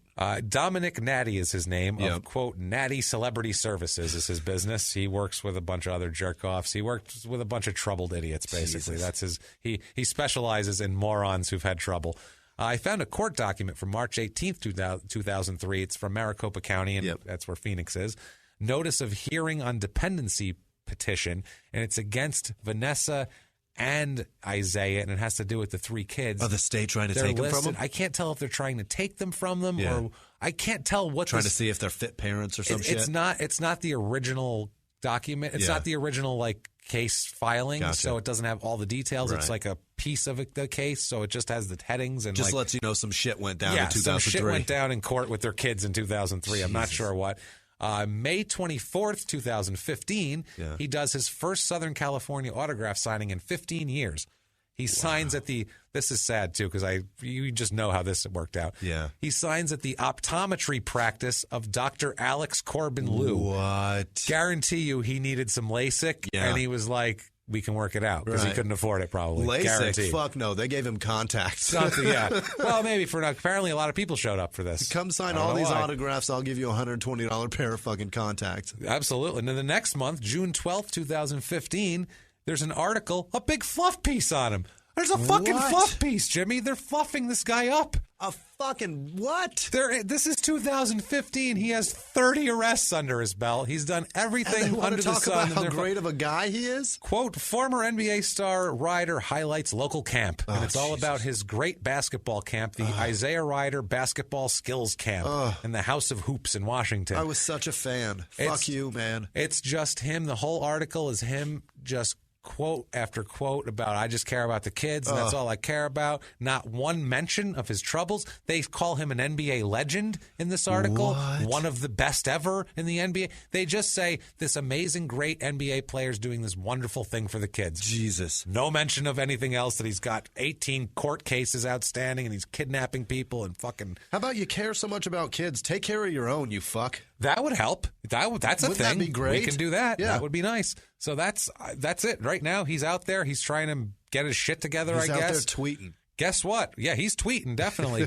Guess what? There will be updates, I'm sure. Do you think he's going to stop getting arrested now based on his life pattern? I don't think so. James, he cares about the kids. He cares about the kids, goddammit. He cares. Cares about all the kids except for all those Isaiahs. He cares about all the kids, man. That's what it is. That's what he said when he first came to this motherfucker. Don't you know that shit? That's why he came. That's why he was reluctant to come to this bitch. Yeah, he's like, I don't want to go to... That's why I was reluctant to come to this bitch. Didn't want to get arrested all the fucking time, goddammit. I got kids. Oh, that's my favorite line ever in this whole thing. So that's Isaiah Ryder, guys. I mean, wow. He's out there to reviolate. That was a fun one because that's just a whole lot of disaster and fun. It bums me out because I loved him so much. So did I. He was so much fun to watch. That guy. He was so much fun. And I wish we had more time to discuss the mid-'90s basketball scene because we could have, honestly, me and you could have riffed on that for a whole episode. That was my favorite time. Hardaway and Mullins. And, if we talked about that, we would have literally had no time for 30 arrests. We wouldn't be here right now. Good Lord, man. So that's that. Yeah. We do want to, a couple things before we go. We're going to do some shout outs in a minute here. Just want to tell you guys, please, once again, get on iTunes, give us that review. It helps us out so much. If you liked the episode, if you enjoyed it. Except for J.R. Ryder. I know you got an iTunes account. Stay off my fucking... Yeah, he's going to give us 1 star. But anybody else, please give us 5 stars. 1 star. These two don't know shit. I don't know shit. Fuck these motherfuckers. Fuck these motherfuckers. I'm tired of motherfuckers giggling and laughing and shit while I'm fucking losing and shit. God damn it. I was reluctant to listen to this motherfucker. Oh, my God. So do that. Give us 5 stars. Tell us you're listening. Tell us, inside jargon, you're following directions, all that sort of thing. One more thing with Isaiah Ryder here. If you want an autograph, you can send your items to 6045 West Chandler Boulevard, Suite 13-110, Chandler, Arizona, 85226. Mark Busby, enjoy getting something autographed because I know you're going to fucking send him something. Send a fucking mold of your balls. That's what I want him to sign. So, oh my goodness. Anyway, also, too, if you want to help us out, besides the iTunes reviews, the best way you can do that and the way that really helps us out a lot, too, is we have a Patreon, patreon.com/crimeandsports. Please, if you want to give us a few bucks on there, there's some interesting, cool rewards, and it helps us out tremendously. It allows us to do better research and to do better things. And honestly, it helps us tissues so that my fucking nose doesn't run all over this microphone. Equipment, and honestly, too, hopefully it'll help us start making some money off of this. That would be great. We'd be doing very, very well. We love doing this, and we love doing it for you. And we're going to do it no matter what. But please donate. Give us iTunes reviews if you like us. Don't make us as broke as J.R. Ryder. God, no. Jesus Christ. So we're going to do shout-outs at this point. If you would like a shout-out, very easy way to do that. Number 1, iTunes review or Patreon donation. That will get you the biggest shout-out and we'll tell you how much we love you. No doubt. Also, too, if you just get a hold of us on social media, on Instagram or at Crime and Sports, Twitter at Crime and Sports, Facebook.com/Crime and Sports, at crimeandsports@gmail.com. Anything Crime and Sports, you can find us, please. And Jimmy, why don't you give us these shout-outs for this week? Let's say a big thank you to Tin Can Dan again. The guy is thank you, Tin Can Dan, for your he donation. Has so much money, I guess. He's just throwing it at us. And thank you so much. We honestly, we can't do it without you. It warms our hearts and helps us tremendously more than you know. Yeah, honestly, man. I wish I could tell you. Jono Armston, Brian Druliard, Stephen Schnell, Tony Q, Rick Grimes, Tyler Ingham. It's fucking English. That's a tough one. Yeah. Get an R in there, buddy. Francis Doughton, Chris Lane, Luke Barker, Glenn Schnell, and Heavy Metal Scientist is my favorite. Yeah. That's my favorite Twitter handle. Name, That's pretty dope. And Liz Levine and Tony Duncan. Thank you guys so much for being so involved in Twitter and Facebook. Thank you. All the social media has been fucking incredible. And of course, the regular, obviously, also too glad to hear the good Reverend Jonathan Gilliard is feeling better. He was just a little sick. But obviously, too, the Busby, Mark Busby, Monj Sanja, Wedbetter, Story of Sean, all you guys, thank you guys so much. We love you guys to death. You guys rock, man. Seriously. You guys are why we're able to do this. So thank you guys for all the support. Yeah. We love you so much. Jimmie, you want to give him your social media? At Whisman Sucks, WHISMAN on Twitter, Instagram, and Snapchat. And Snapchat's been fucking crazy. Nice. So many people have been snapping me. That's the gayest fucking thing. It sounds like they're... It sounds so teenager to say. It does. But I get so many messages on there, and it truly warms my heart. It's a lot of fun. Might have to kick you in the nuts for that, too. I'm not sure. I spend a lot of time talking to Kerrigan. That son of a bitch snaps me every day. Too. Good shit, great. Man. Yeah. That's good shit. But I'm at Jimmie P is funny. You can find me on there. If you can spell my last name, good luck. Best of luck. You can friend me on Facebook. Friend me, call me a cunt like we did with Randy Lanier. We love that. But, guys, honestly, thank you so much for everything.